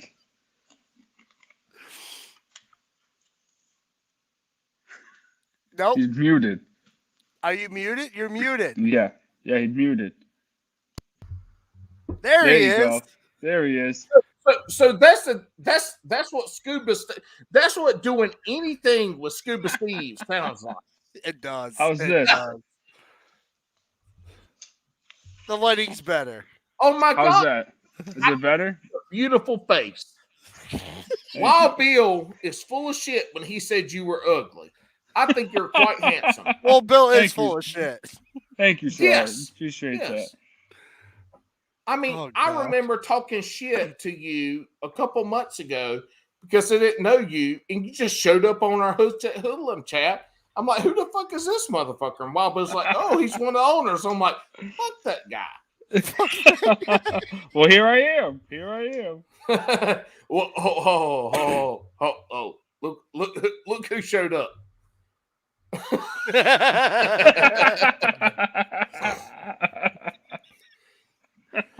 So Andrew, Yes. since we're in the dredges Yeah. of the night, tell Yep. us, and because I don't know this, and I want to know, like, how did Hooks at Hoodlums come about? Because I'm not gonna lie, when I got into fishing and when I found Hooks at Hoodlums, I was like, holy fuck, I like these guys. I like Yes. this team. And I, like, Alex brought me on. I told Alex, like, look, dude, I love your podcast. I want to be part of Hooks at Hoodlums. He got me into the Hooks at Hoodlum family, the original, the OG family. How did this come about? So it basically just three of us who were hanging out fishing, and actually Billy and I were ordering shirts like every week of just like all these shirts, 6 cents. Like every week we're just ordering shirts. So finally our message between all three of us ended up turning into Hooks at Hoodlums, and we're like, hey, how about, we make our own shirt and just see how it is. Nothing about selling it. It was just, for us. So we ordered a few shirts, ordered a couple hoodies. Actually, this one, it's just like a Hanes iron-on logo, and people start saying, yo, what's Hooks at Hoodlums? And we're like, oh, it's not anything, it's just, it's us. So like, oh, three shit, retards fishing. That's it. And then, people started asking about it, and like our families started asking about it, like, oh my God, it's an awesome name, whatever. So we ended up doing like a run of shirts, or like a local vendor. It wasn't anything crazy, and they ended up selling out. So like, oh, maybe we have something here. So then once we started, Billy actually went on with Bobby on his podcast, and he was starting out. Jigs we were and starting Bigs. out. Yep, he was starting out. We were starting out, and then Lori heard the podcast Billy was on. Is like, yo, I'm starting a store. If you guys have any merch, bring it up here. And then, the rest is history after that. So that's pretty awesome because Delirious, you were early on into the Hooks at Hoodlum family. Yep. Yeah. He was early on. Yeah, he was like an original OG. Yep. I was the only motherfucker to be like, yeah, I'm on your team. Yeah, and it was So like that's what he said earlier. literally. He's like, I'm on your team. And then I was on the team. Yeah. and then he was on team. That was it. Yeah. And it was like, It's we didn't hilarious. ever think of it at first as, what it is now. It was just like, we're just normal guys who like to fish. Yeah. And then once we started making an Instagram and like, really hooking up with like, Darius and Bobby and Sean, show from the store, that's when everything just kind of exploded. And now here we are. He had to go take a pee. Oh, no, he had to get a beer. He had to get a beer. I was going to say, you didn't use your fucking safe word again. Well, yeah, I had to get a beer. They ain't no safe word for getting alcoholic beverage, except for using my 3BR Hero 9 case to pop open my drink. That's fucking perfect. Here we go. Woo! Man, it's going to turn into a bad night if I didn't steal my wife's last Angry Orchard cider. Perfect. I've drank all my shit. Yeah, and then I mean, Instagram really blew us up. You know, we started making like stupid videos. We were going live, and like early on, I mean, we didn't have any followers or anything, and then all of a sudden it just started building up, and then we started ordering bulk, merch, and it just started selling. And then as we expanded, we started adding on all these pro staffers, and and like if you ask any of us, though, like the word pro staff, it's not Fuck, I for don't know us. what it is. It's not for us. It's just more about, and like we really embody family fishing, because I mean all of us hang out, all of us are on these podcasts, and I mean it's a lot of fun. Oh, yeah. We had that. We had that. We didn't expect any of this at all. No, we had that meetup at OGO last Yeah. December. Yeah. Yep. We all got together there, and it was like a handful of Yeah. us then, and then all of a sudden we had the OGO showdown, and that was like overran by hoodlums. I know. Well, and so that's what's interesting. And so, Alex had me on the podcast initially. I was familiar with Hookset Hoodlums. I saw the gear. I saw the stuff. He had me on. I was like, look, dude, I really like what the Hookset Hoodlum family is talking about. And part of that was because I heard Bobby and Sean talk about the Hookset Hoodlum chat. Yep. In those, yeah. Oh my They god! they reference that chat and the fun times y'all had. Like the one of the greatest thing was like y'all were having this chat. The chat was new, and Sean was talking about how every time there was something come across, he would respond with a shoot. Yeah. Or with a or a flower. It'd or be something. random Yeah. shit. Yeah, Yeah. just that emoji. Yeah. So I heard that, and then Alex interviewed me. Mine and Alex interview, my initial interview went for like 2+ hours. Me and Alex kept in touch. And then through all that, that's like, it came to that. And then he got me in touch with Bill. And so I was like, look, dude, I don't care about the discount. I'm not looking for a pro discount or, be a pro staff. I don't care.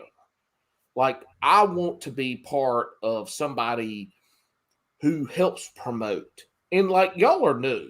I'm new in the kayak fish. It's like we ain't talking about Berkeley. So I just want to be part of somebody who helps promote me as much as I help promote them.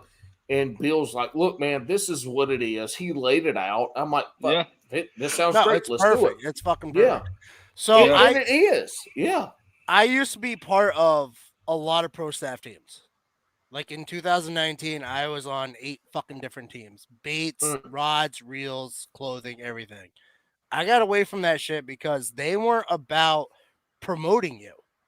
Like, you're busting your ass off for these people to make the post, and they can't even do a simple post as appreciation for you. Hoodlums are the complete opposite. They're like, oh, fuck it, we'll post you every goddamn day on our stories or our feed. It don't matter. Yeah. And that's why, because before I got away from everybody. I stayed with Stretching Lines because Damien and me were good friends. Yep. And I was like, I'm just going to run with Stretching Lines. And then that's when, I came across you guys from Bobby. You're allowed to, okay? Safe word. I got a tinkle. So I can hear you though. You better wash your hands.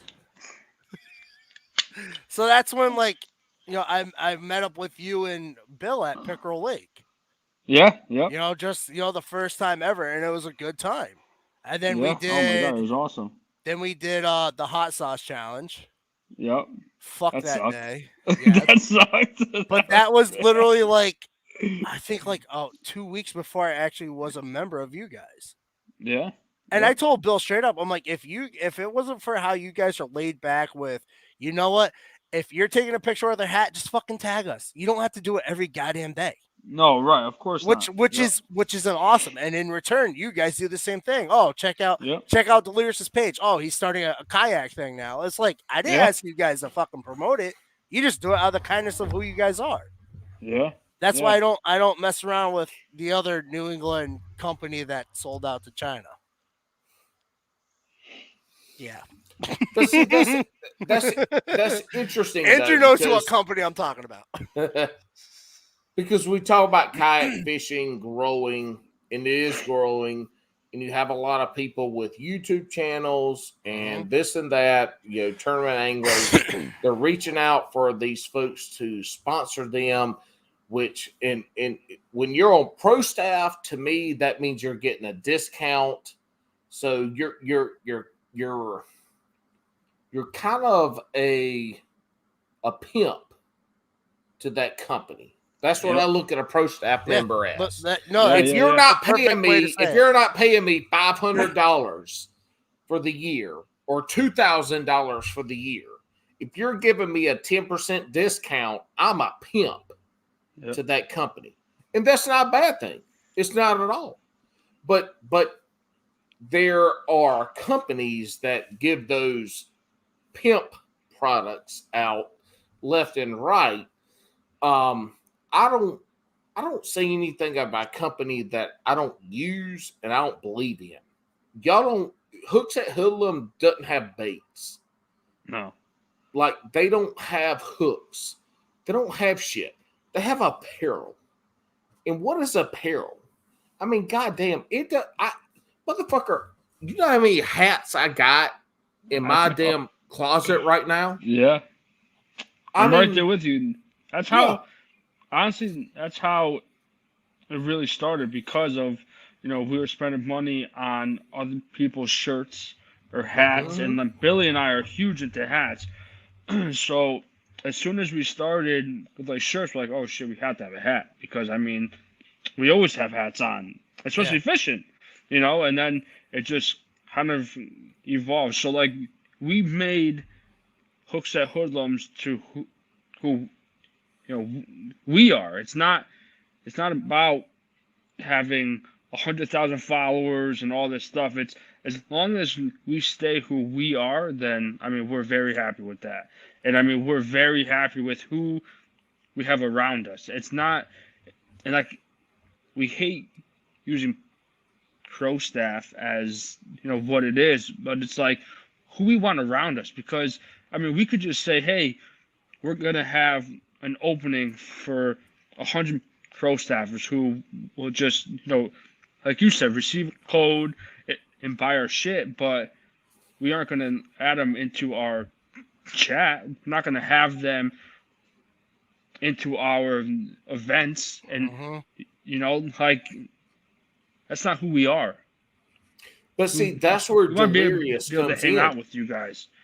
Yeah, but that's where Delirious comes in, because Delirious wasn't your typical product pusher.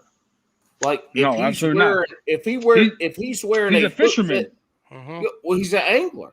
So if he's wearing a hook set hat, but he's doing a video with his mask on, with the clown noise in the background, like, there's not a lot of brands that are gonna put Delirious out there. No, and they don't. They don't. But who did? Who did? Hookset was the major one. Stretching lines. They took a chance. They took a chance on that personality. They took a chance on that person. But Delirious was also local to where those people were. And so that means a lot too. They knew you reached a lot of people who were local, and local people are going to buy your attire more so than the ones that have to ship it. True. But see, Yeah, right. I mean, but y'all, let's be real. Outside of that northeast corridor, Yep. so Connecticut, Maryland, that northeast area, Yep. who owns Hooks at Hoodlums is outside of that area? There's three that Like I know of off the top of my head. You got Josh hooked up north. Yep. He's in Wisconsin, so he's a long way away. Yep. We've got Carlos in Texas, Yep. and we got me in the Carolinas. Cupcake. Yeah, California. Okay, well, yeah. Well, she's new. So we Yep. got Cupcake in California, but the majority of y'all's people is in that northeast corridor. Yep. That I would say Maine down to Maryland, so encompassing Maryland, Lockwood, and Yep. Steve-O. Yep. But you know, that's y'all's. That's a great fucking niche to have. Y'all have some of the best fucking anglers in kayak fishing in that area. It's a great area to be in. But when you start to look at it, you have we lost one of our southern brothers recently, right? Yes. We lost one of our North Carolina brothers. Wow. We did. Yeah, JC Swag. Yeah. Yeah. Of course. Yeah. We lost On him. his own. Yeah. On his own. Decided to go in a different direction. Right? Yeah. So, but in the southeast, dude, who do you have? You've got me, and you've got Carlos Lone Star. Yeah. Yeah. Like, I mean, but this is the mecca of fishing. This So, is. but it doesn't matter. What I'm saying is, y'all have grown the Hooks at Hoodlum brand in the Northeast, and that shit's impressive. Yeah. With what y'all have done in that area. And Yeah. now And you're part of the KFL. You're sponsoring the KFL team. In a good one. In a really, really good one at that. yeah. Yeah. Which was awesome. I mean, it's an awesome opportunity for them to actually reach out to ask us, if we're interested, if we heard about them, and yeah, it's awesome. That's It's the really good for Renegades, us. right? Yeah, yep. Yeah.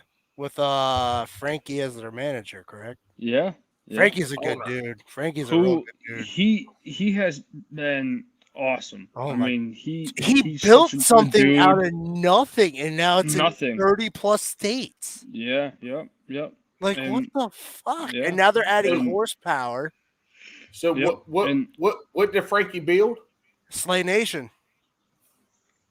That's Frankie from Slay Nation? That's Frankie Yeah, from Slay yeah. Nation. Holy Yeah. shit. He just Yeah.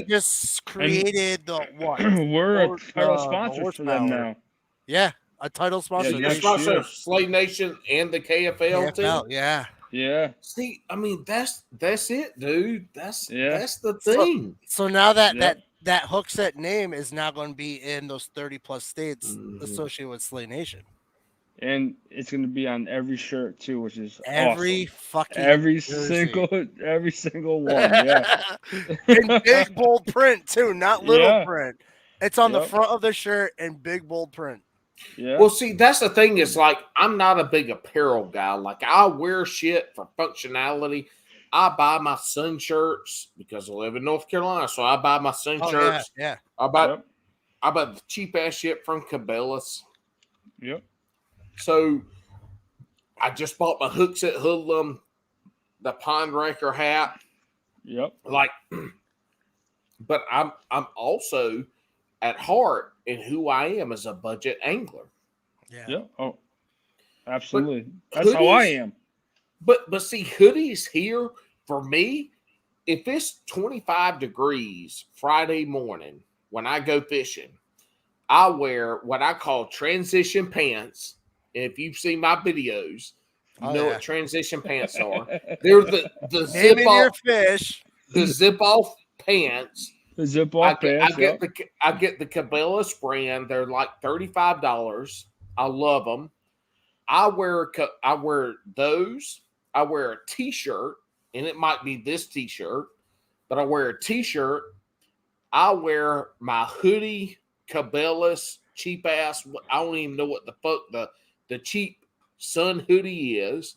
Yeah. I wear a Walmart Rider windbreaker, and if it's below 30 degrees, I wear a vest, a down vest, no sleeves, a vest. And then I wear Crocs, no socks. I have these bare ass feet, literally bare ass feet with Crocs and no socks. That's all I wear. Yeah. And so, like, the hoodies, to me, I love it. I was a wildland firefighter. Hoodies and wildland firefighting are the thing. You wanted t-shirts and hoodies because that's what you wear. I don't wear that shit. So the thing is that Hooks at Hoodlums have created a brand. They've created material that anybody in the Southeast who doesn't wear hoodies, who doesn't wear long tees, if they wear hats, if they wear t-shirts, Hooks at Hoodlums has created a brand that anybody in the country can buy the apparel and wear. Goddamn Delirious, do not. You pause your video if you're going to yawn. I do what the fuck I want. This is a professional fucking podcast. You do not yawn on air. I do what the fuck I want. Motherfucker, I don't care how big you are. I will fuck you up. I'll bulldoze your ass over. Yeah. You think so? I was a Division I college punter, and I tackle bigger people than you. I don't give a shit. Andrew, you're in charge of the ring when we wrestle. Okay, I like that. Regardless of what happens between me and him, you're getting fucked up. So I just want to know that now. I'm a little guy. I'm a little guy. That's easy for you guys. We're breaking a bone. Wild Bill gets to sit outside the ring and pretend he was in there, but we're breaking your bones. Yeah. Hey, I beat them up big time. It's like he didn't do shit. He's a MMA fighter though, so I'll throw that's Bill okay, around too. MMA fighters are great one-on-one, but if me and Delirious take him down together, he no has shot. He's a no skinny shot. Paul, chop block. No shot. Chop block. You know what I'm talking about? Chop block. I know. Yeah. I don't care. That motherfucker could be trained by Jean-Claude fucking Van Damme. And I guarantee you, Delirious and me would fuck him up so bad, he would be asking his wife to put him back down in the COVID shelter that he was in the last 10 days. His jail. His wife would. Yeah, she would too. She would. Look, this motherfucker posted a post be like, I'm going to come upstairs and get water. No, you're not coming upstairs. Yeah, this is abuse. I don't even have fresh water down here. You know where that motherfucker stayed? He stayed down there in the basement. No fresh water. Yep. He knows. He knows. Well, look, let me tell you something. We all real around here. We all real people. I got kids. Delirious. I don't know if you have kids. I'm pretty sure Andrew's got a kid or two. Yeah, I got 4. Oh my God, Jesus Christ! I got a dog, so okay. I got 4 kids. Okay, so everybody here but Delirious knows the vagina is a magical power. We do what that shit says. Yes, that's it. He knows. Yeah. You got 4 kids? I got 4 kids. Yeah, he has 4 kids. I got 4 kids. Did you like? Is it that magical after the second one, or are you just that fucking stupid after the second one? No, that magical after the second. You what? I said that magical after the second. Jesus Christ. Is your wife listening to this shit? Is that why you're saying that? Because I'm pretty No, sure you're stupid after the second. No, she's not listening. Not now, but is she going to listen tomorrow on the way to your in-laws? Like, God damn it, Andrew, you said that I Hell was no. I was Hell no. magical. 3.5 hours worth? No, she's not watching. She's not listening to this. This is great. So this is how I keep my wife from listening. And Yeah. she looks at the podcast and it goes It 3.5 said hours. 3.5 hours? God damn. Fuck no, I ain't listening to that shit. I heard you screaming in the carport all night. The dogs are barking. Yep. The doors are slamming. Yep. Andrew had no idea he was coming in this shit show. No, When- I knew it. I when knew. I was Wild ready. Bill said, "Come online." I knew it. I was watching. I knew. This is great, though. This is great. This is great TV. Look, I'm almost out of my wife's Angry Orchard. She's gonna be angry at you.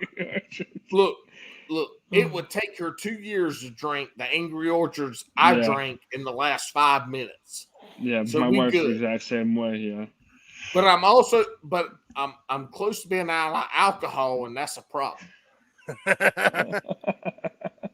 I mean, Delirious has already drank a 6 or 7 pack of A&W root beer. So I'm not sure what his diabetes score is right now, but it can't be good. He'll be fine. Alex is having an aneurysm right now. You know that, right? You know what? Fuck Alex. He can sign on, but you know what Alex can't do is end this bitch. That's true. He left us. He left us. He did. He left us. Look, Alex left us to go party with some 19-year-olds. So he's getting hairy dick and balls drawn on his face. But the problem with what's going on tonight with his hairy dick and balls versus what's going on with our yeah, what we have with hairy dick and balls is his shit is like forever. Our shit was only as important as the people kept the pictures that they got printed. And that shit didn't happen. So what's happening tonight with Alex is forever. What happened with us ended about 18 years ago.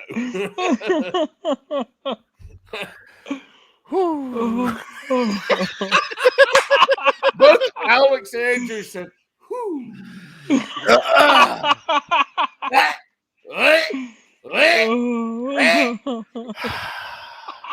Fucking Paul. Oh man. We have been going 3 hours. Yeah. And goddamn, 27 minutes. Yep. Andrew, have you been Yes. fishing with Delirious? I haven't since we were all up in The Mass. showdown. Yeah. Yeah. No, the showdown. Yeah. So yeah, the mass. Yep. Oh my God. Read that comment. Out loud. Andrew, read it out loud.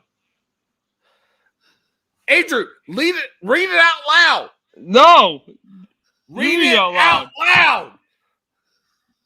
Oh my God. No. Andrew, You you're read in it out charge. loud with your accent. Delirious. Let me hear it. D, read it out loud. FYI, totally missed a play. No. Lead off who it's from. Oh, it's from Coley. Coley. Read it out loud. FYI, I totally missed a Playboy reunion tonight because I was having too much fun with you guys.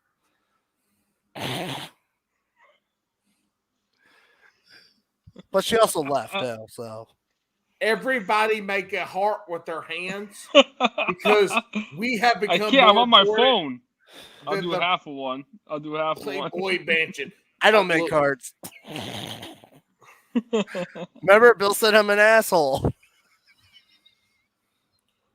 Well, you know what? I bet Bill would be a really handsome fella if he would shave that fucking scraggly ass shitty beard. Oh, dude, he looks like a little kid. Dude, he should have his mustache back. That thing was strong. Like Yeah. his wife to have made 2 kids with him has to be like fucking supermodel hot. I've known his wife since middle school. Back in the day. Is she hot? Yeah, she's beautiful. So what the fuck happened? How the fuck did Bill get somebody that hot? In high school. You know how it is in high school. Oh my god, he impregnated a high schooler? No. Whoa, that's what you just said. No, you just said. He's been with her since high school. But when did they have babies? Way after high school. Long time after high school. So they were pretending to have babies throughout high school. Yes. What kind of fucking dumbass did he marry? She got to be fucking dumb. No, she's not dumb. She's very smart. What's her name? Erica, I love you. What's her name on the Facebook? Because I'm about to text her ass. I'm about to send her a picture of my fine ass, country ass, and be like, look, mommy, you could have had Bill, or you could have had this fine ass fucking country biscuit motherfucker, but you chose Bill. Look, you still have time. You're still young. You still have time to choose which one you want. You can bring the kids with, or you can leave them. It's up to you. But we here. Oh, we here. Oh. Yep. Oh. Look, a good Southern woman wouldn't cook their husband down into the basement. Because in the Carolinas, we ain't got no basements.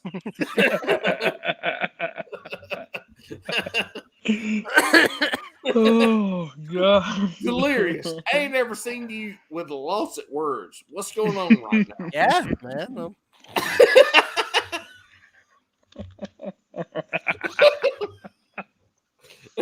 Oh, I'm starting to sweat. God damn, you bald as fuck, too. Oh, shit. Your hairline done receded. Shave it off. Quit trying to say. Not yet. Delirious. I will. What's your hairline look like, buddy? I'm fucking balding, dude. Look, ain't nobody I is shave bald. my hair off. I shave my hair off. Ain't nobody as bald as Scrotum Steve, a.k.a. OG Scuba. Yeah. Scrotum Steve. Scrotum That Steve, man. motherfucker's- That dude's so bald, he pretends he's got a buzz cut. He gets an edge up every other week. Yep. It's like every other day. Look, he gets an edge up, pretending like he got some hair left. You know who ain't bald is Cody. That motherfucker got more hair than Yeah, he half. got a lot of hair. He got more he got more hair than half the women in Norway's cooters got.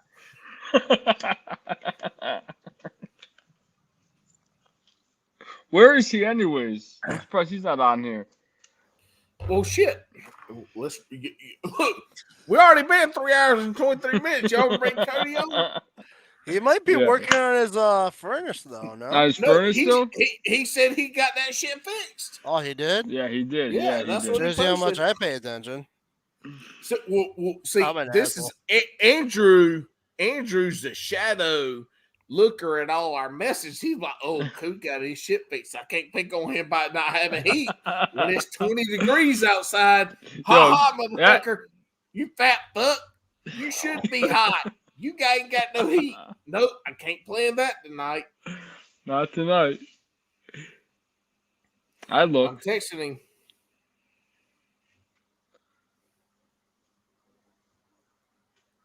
Well, goddamn, y'all gotta talk if I'm doing the work.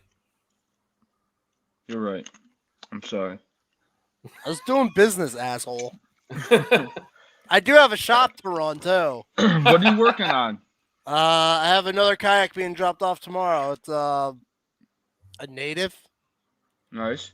I got they want a fish finder put on it. That's it. Yep. I was Nice. like, yeah, I can do that. They go, okay, cool. How much? I'm like, it's like $20 an hour. They go, how long will it take you? I'm like, 4 hours. That's it though. Yeah. Nice. Damn, that's a steal. I was like, unless you want a battery box custom built, then the price goes up more. Yep. Because I have to buy the box, I have to build the box, I have to rewire everything into the box. So What how do do you you- build? Go ahead, Andrew.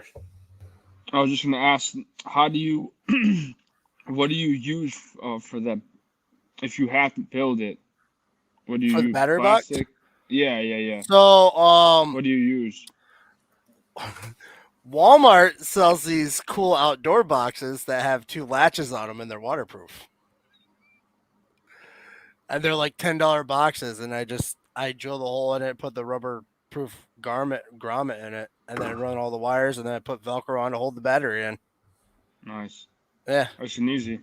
Oh, it's simple. Like so many people build like all these insane boxes, and I'm like, why not just keep it simple?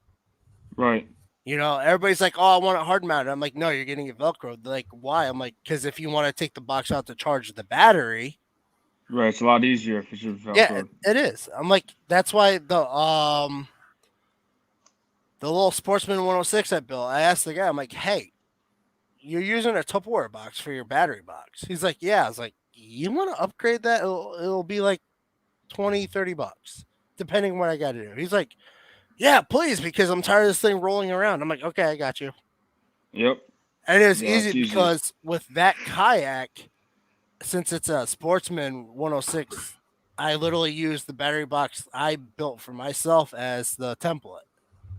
Nice. So I had to build like a custom tray out of PVC sheets so it can rise up the battery so it can sit flush, and then I just built everything else with it. I was like, it's not hard, but I mean, people don't want to do it, then I'll do it. Right. Yeah. No, absolutely. Yep. No, that's Well, awesome. so that's the thing, right? It's like, so minor mods for you might be something that somebody else doesn't have the knowledge for. And like, Yeah. shit, you know, after I watch all these YouTube videos, you know, buy the shit and come over here and do it, it's going to be like 8 hours. I'm like, what if I fuck it up? Yeah.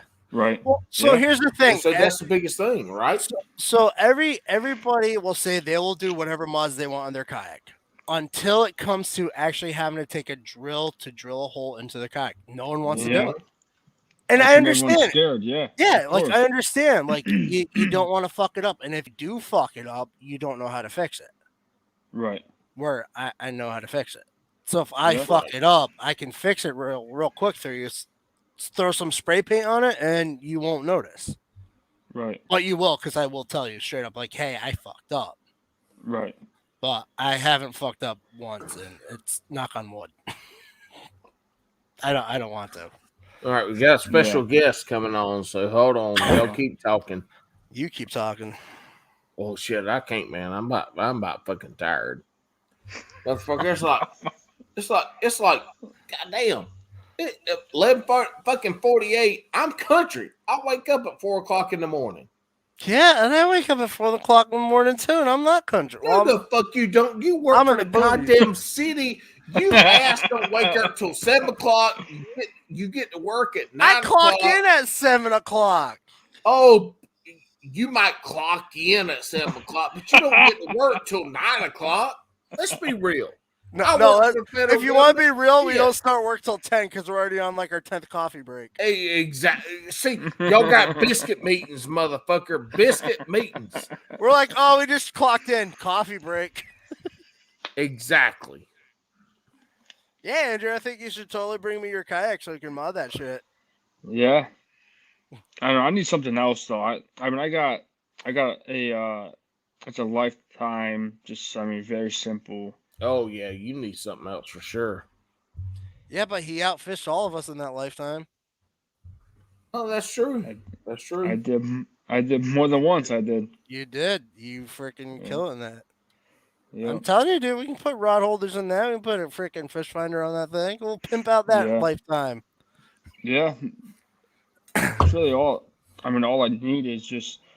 I want a fish finder for the aspect of like feet. Yeah, the depth, Yeah. whatever Depth else. The and be able to see temperature. what's under there. Yeah. Yeah. That's really it. Because I mean, I just go on.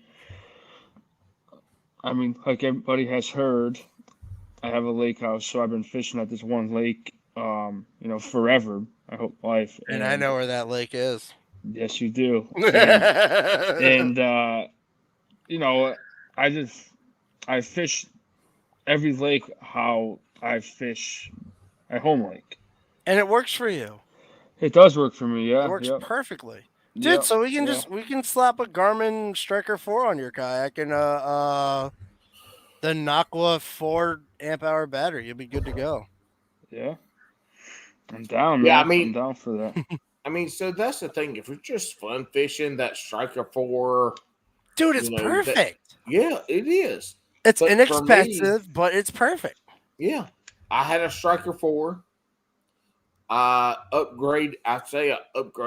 I had a buddy give me it was a Lowrance. I can't remember exactly what it was. Didn't have side imaging, had down imaging.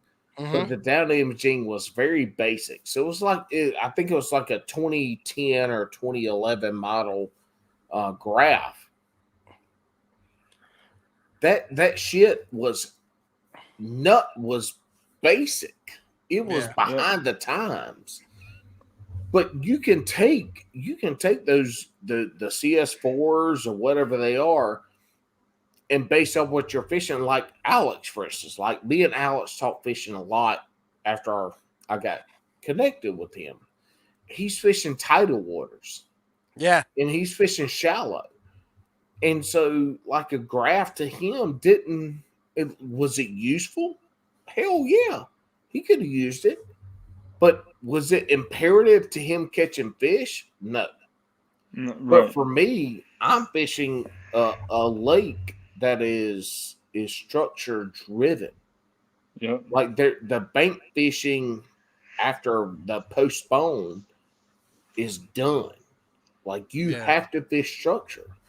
So having the ability to see not just a fish, but having the ability to see the structure and what's in the structure. So the brush piles and the rock piles and stuff like that. Like that was pretty good to get it. Oh my God. Look, oh my God. Oh, kick his ass out of here. We don't want him in here. Look, there's two things that's going to happen with this guy in this feed. His lighting's going to be shit, or his volume's going to be shit. Yeah. So, like, this man has been having for a few months now. I'm just refilling, motherfucker. Live Instagram feed. There goes his fucking lighting. He can't get his shit right. No. My shit in the last few weeks has gotten pretty solid, man. I know what you guys are talking about. But that's what you say because you're on the other side of the camera, you ugly fuck. I feel so much love. You should. Well, you should. You're a tall ass bitch. I only love you to get her hugged.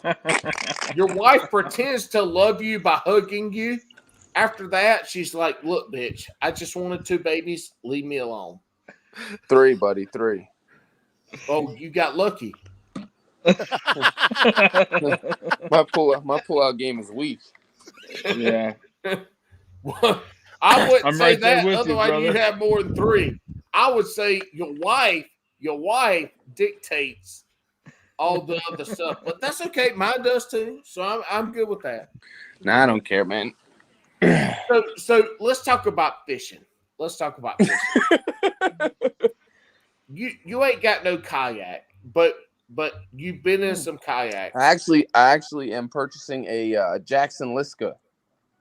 Oh, nice. From I know you are. from Zach at Mhm. OGO. You might have a Nice. couple drill holes in that, by the way.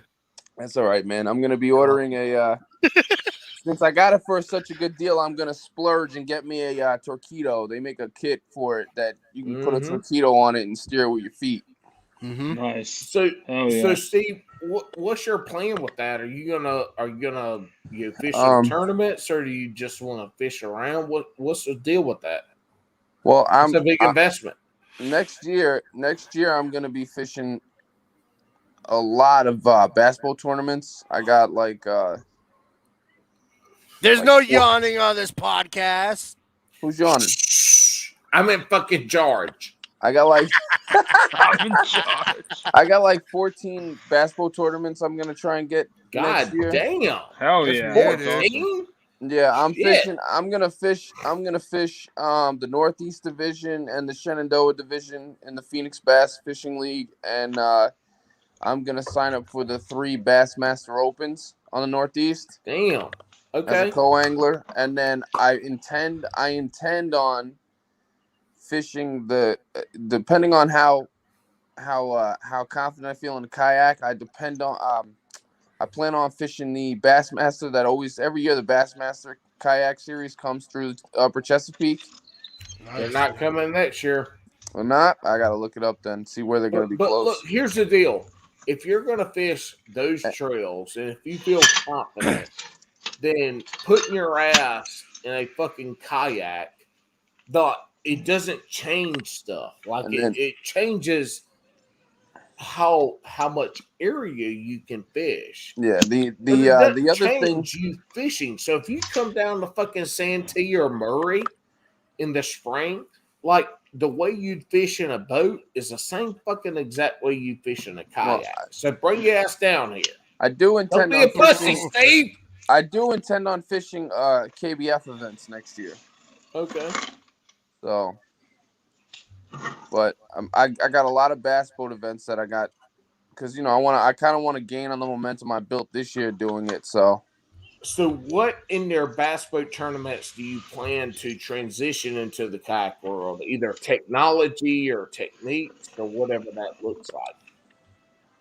Well, I plan on doing what the fuck I want to do. Good answer. Not what the boater wants to do, That's the one thing that I mean. After next year, if I don't buy a bass boat, and I go directly to kayaks and just stay in the kayak, I'll probably switch my tournament series predominantly to just kayaks the following year. But I really want to see how much further I could take it on the co-angling of the bass boat next year, So co-angling, if you win a boat next year, right, that changes your co-angling mentality. I got a good boat, I can start to fish as a boater. Let's say next year you don't win a boat. Where do you what is that catalyst to take you to kayak angling or to continue as a non-boater? Well, I mean, I'm probably just going to use next year just to because I didn't get to go all the way this year with it like I wanted to. So I could go to the regional. So yeah, I just feel like I have unfinished business. I gotta just see how far I can take it. But my future with the tournaments is probably definitely going to be kayak fishing, because it's just so much more you can do tournament wise with a kayak fishing. What the fuck is Andrew doing? What the fuck is he doing? Trying to find lighting for you guys. Dude, we already told you. Andrew's moving Jesus furniture. Christ. He's rearranging the house at This 12 is at the night. worst live podcast I have ever done in my entire life. It's the only one I've done. And I have been 3 hours and 48 minutes into this. His wife just texted him. It's been the worst one ever because Andrew's sliding us around his 5,000 square foot home, where his kitchen is 25,000 square feet. He's sliding us around to get us in the light riding. Is that better? Oh boy. Yes, it's perfect. Thank you. Next, we need to go into your gold-plated bathroom toilet so we can see you Oh my take a God. shit on 24 karat gold. I'm only saying this because this is what Wild Bill told us to say. Yeah. Have you guys? Cody, by the way, guys, he left like 2 hours ago. he did a bunch of dabs first, and then he comes back. Yeah, he comes back like 20 minutes later, like, yo, I just dropped acid. Oh my God. But he's only dropping acid as a control. Yeah, he's microdosing. Yes. Which means Listen, his however- microdose is what a regular 489-pound person is. However, that makes logical sense. Yep. I only do acid, and I only do it enough to where I control it. Who the fuck control your faces aren't melting off? They're just wavy a little bit. So Steve's talking about he does as much as he can control, but then he's like, how the fuck can control acid? So we already know this motherfucker drops acid. It's like, I'm done. Hopefully my wife ain't gonna be mad at me because I'm a square. I'm a done. square, man. I ain't never done no hard drugs a day in my life. Me either. Hard drugs. Yeah, I'm fucking right there suck. with If you you. do hard drugs, you are a psychotic motherfucker. Yeah, so we all know who Cody is. Look, here's the scary part: is Delirious ain't never done hard drugs. And he's still fucking scary as fuck. we're all loopy and crazy in our own ways. But we all love fishing. This is true. That's true. I don't know, And man. what I've been skunking off the bank like crazy, man. Well, dude, that's a problem. Get your ass a kayak, take your ass off the bank, and go catch some fish. I'm probably gonna go up to the Jigs and Bigs thing in February, Mhm. Oh Yeah. shit! and that's when I'll pick my kayak up from there. Then, you know, I Oh, got yeah. till February Yeah. to make that thing look like Swiss cheese. Got it. I'd love to make it, but that's a long fucking way. That ain't a way I can make it. It's not a time I can make it in a year. Andrew, are you fishing Yes. on a kayak, dude? I am Yeah. fishing. Yeah. Andrew's kayak got ripped off his Mercedes by his wife driving it one day. It did. Yes, it did. So here's the story. All right, wait. Here's the story. Here's the story, right? So Do you blame your wife? You're like, bitch, you owe me a new No. kayak. No. So this is what happened. I wouldn't do that. This is how it always happens, Even if she though. fucked it up, I'd be like, can I have a new kayak, please? This is how it always happens, though, right? So I got the kayak on my car. I always have it on there. I'm heading home from work. I got held over, so I got to take the kids to an event, right? She has to work. Or, no, she was going out to eat. So she says, as I'm leaving, hey, take the kayak off because I got to go on the highway. I said, no, it's okay. It's fine. Okay, fast forward. You fucked up. She said, take this bitch off. Yes. She warned you. I'm Yes. gonna fuck your kayak up if you don't take off. Like, no. Yeah. I down, said, it's fine. I said, it's okay. Okay. Fast forward an hour and a half, she calls me, and I already knew something happened. So she calls me hysterical, and she's like, your fucking kayak flew off the roof on the highway. I said, okay. I said, is the rack on there? Well, no, first I said, did it hit anybody? And she said no, but it could have fucking hit someone, blah, blah, blah. So I said, okay, is the rack on there still? She goes, I don't fucking know if the rack is on this. Okay. I said, stick your hand out the sunroof and feel if it's on there. She's like, I don't feel anything. Now, mind you, this is a Mercedes, what, E320 or something? Come on, man. What is it? Come on, why you got to do me like that? It doesn't matter what kind of vehicle I got. All right, this is Yes, Andrew. Yes, 100%. It matters what kind of vehicle. It's a Mercedes C300. Oh, sorry. Okay. So, Yeah. so you got a cheap Mercedes. Yeah. It was used. I've had it for a while, you know? I got it used. Andrew's got a reputation to uphold, man.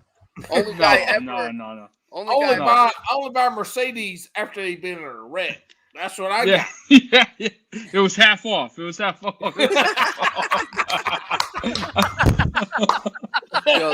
the only guy You're that honest. makes I look, like your honesty.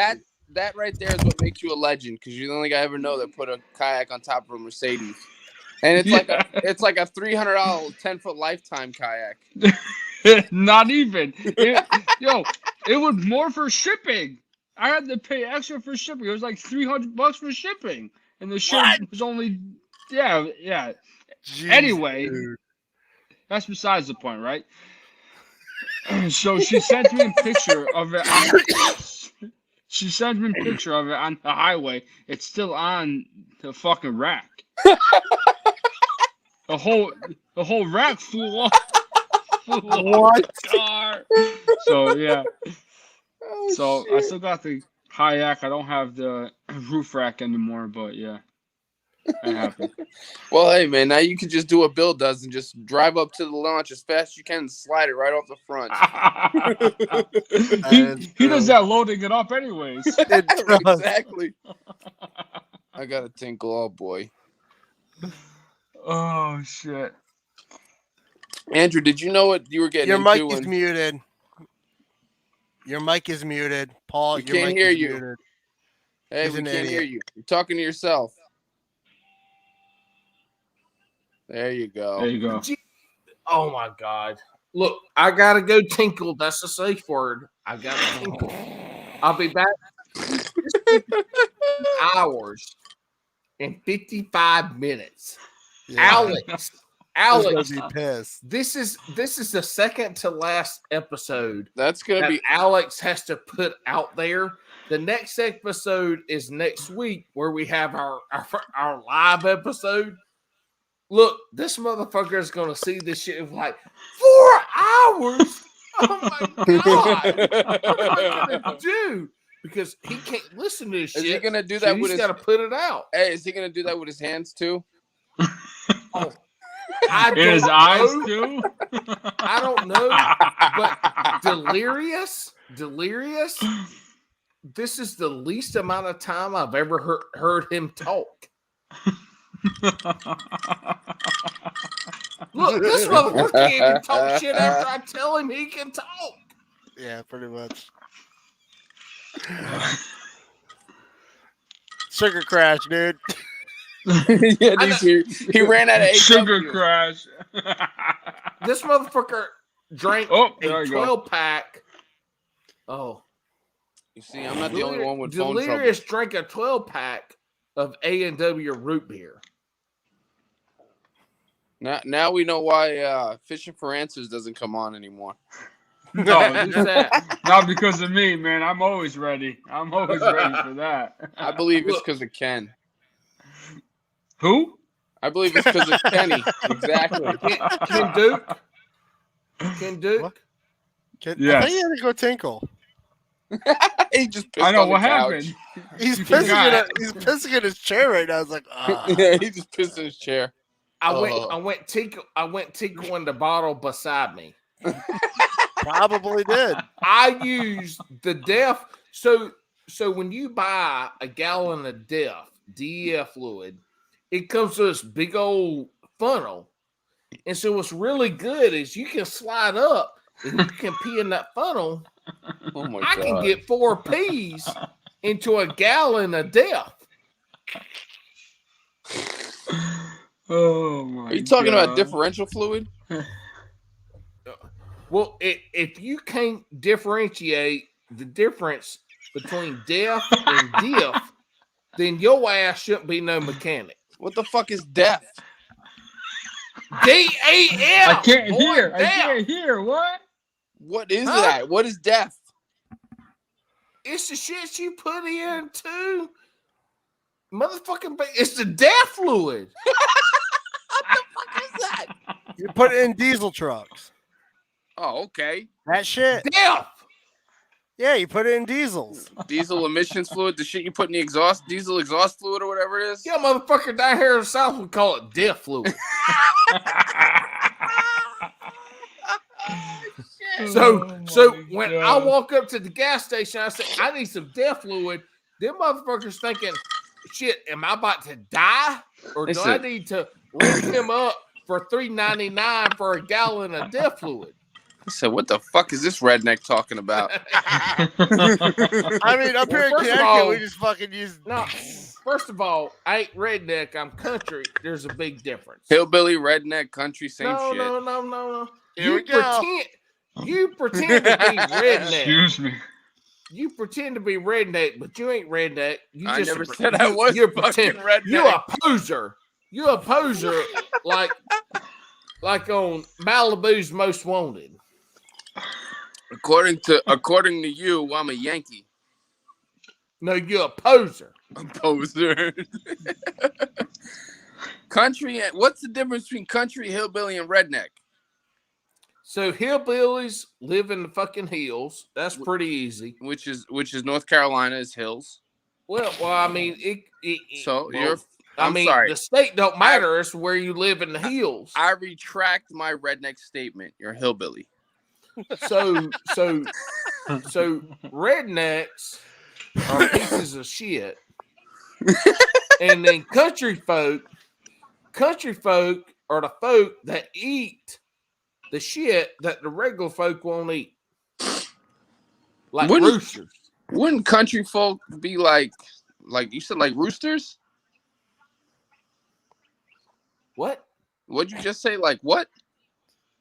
I don't know. You broke up. Your internet service is shit. A rooster, you said. Roosters. Everybody eats fucking chicken. Yeah, but I mean, it takes a real man to eat a rooster. Cook That bitch fucker. cock-a-doodle-doo, motherfucker. Oh you be like, chicken wings, motherfucker. I'm like, cock-a-doodle-doo, chicken wings.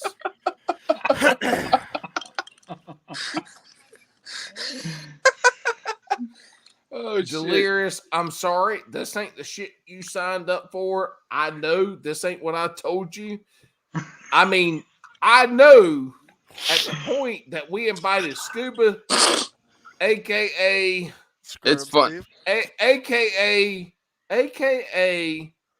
Race Stripe Steve. I got a lot of AKAs, huh? Yeah, well, you do. I got to repeat myself sometimes. When you mean it, I got to repeat myself. I'm sorry we had to bring Scuba Steve on because at this point in time, we know this show was fucked. What's it called? It's funny every time we do. Oh goddamn! I can't hear nothing now. My damn earphones is going out. I've been on here so long. It's funny every time we're live, right? And Alex comes on for a few minutes. It's like he's in a rush to go because he knows I'm gonna say some shit that he's gonna get in trouble. But see, that's the whole thing. That's the whole thing.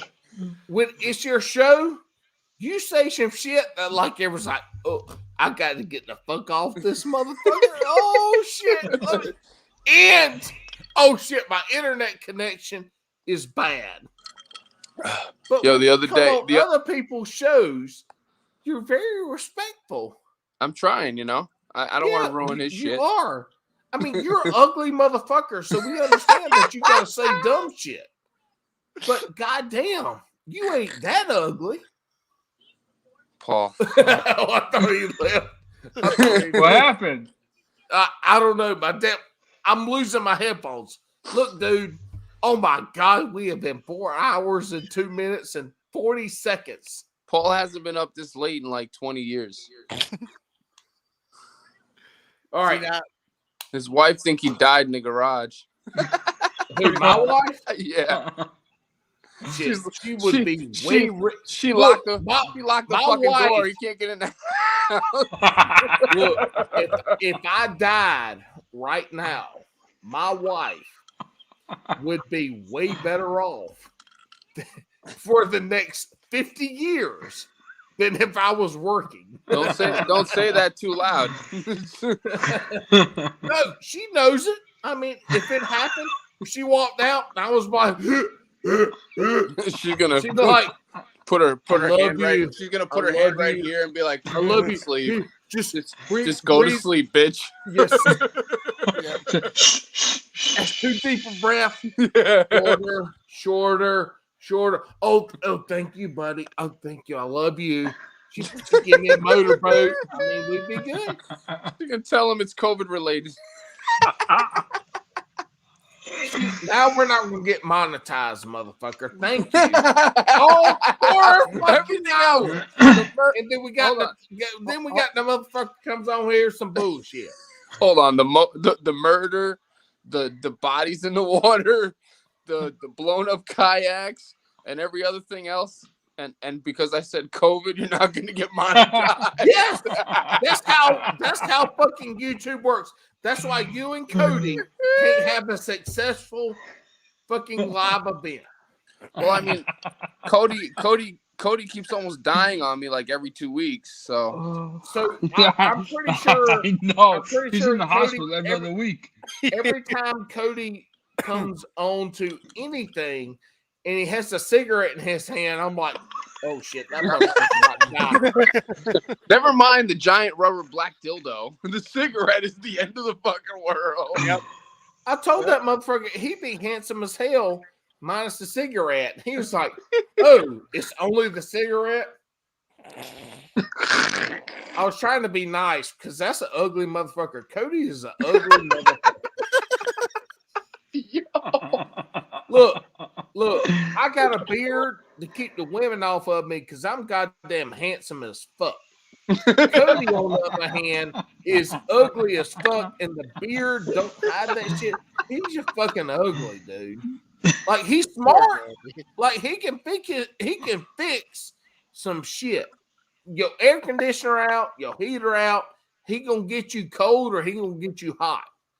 But if you wanna snuggle up beside, a semi-handsome man and have an intimate relationship, Where is Cody this ain't going? that motherfucker. Alex is gonna Like, fucking he's the kill motherfucker you. you gonna curl up beside. He's the motherfucker you gonna curl up beside because you had too much to drink or you're really desperate. And next week on Bet and Brews, the new co-host. Yep. Look, Alex can't get a new co-host because we too far in. That motherfucker, he's full. He's got me. We have a 2-hour and 4-hour event. If he don't like it, when he gets back in March, I will be happy to go back to my where I am as a handsome drunk motherfucker, and I'll be happy where I am. All right, look, dude, we seriously have to end this shit. I ain't sure how this motherfucker's going to happen. I ain't never done that live, so we might end this shit, and that shit might be live forever. I thought you were going tickle. People are going to realize that you love tall, skinny, blonde women. I hope your wife doesn't hear that because I know she ain't tall, skinny, or my wife's 5 feet tall and brunette. Yeah, I know. So good luck, motherfucker. You have fucked up by saying that the women you love ain't what your wife is. So good luck. Well, I mean, are any of the women we love really our wives? Yes, mine is. I don't believe it, Paul. Well, no, she fucking is. I will tell mine you is. To the day I think you guys I are don't care all lying if that yourself. shit ain't the truth. There's a woman out there you fantasize about that doesn't look anything like your wife. Don't lie. Yeah, Shakira. See, exactly. Shakira is the closest thing to my wife as we can find, besides Lady Gaga. Either one of them would work. See? Paul don't have no type. He's all over the board. No. They got to be short, big titties, and a fairly large ass. Alex is gonna have a fucking aneurysm. He goes back. He doesn't matter. This video, we might as well enjoy this now because this video will be erased from all existence in a day or two. I'm changing the password tonight. You can't erase shit. All right, we're gonna end this. This is what happens when you bring hooks and hoodlums into this shit. Steve-O. Nope. Shush. Steve-O. Fuck you. We're skipping Steve-O. Andrew, Yes. the first thing you do to a brand new kayak.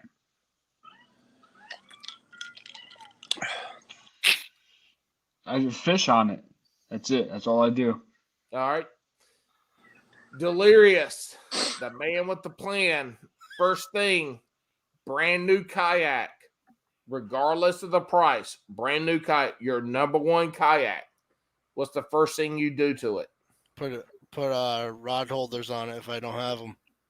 The motherfucker is a $5,000 Hobie, a Scout rod holders. What do you do? A what?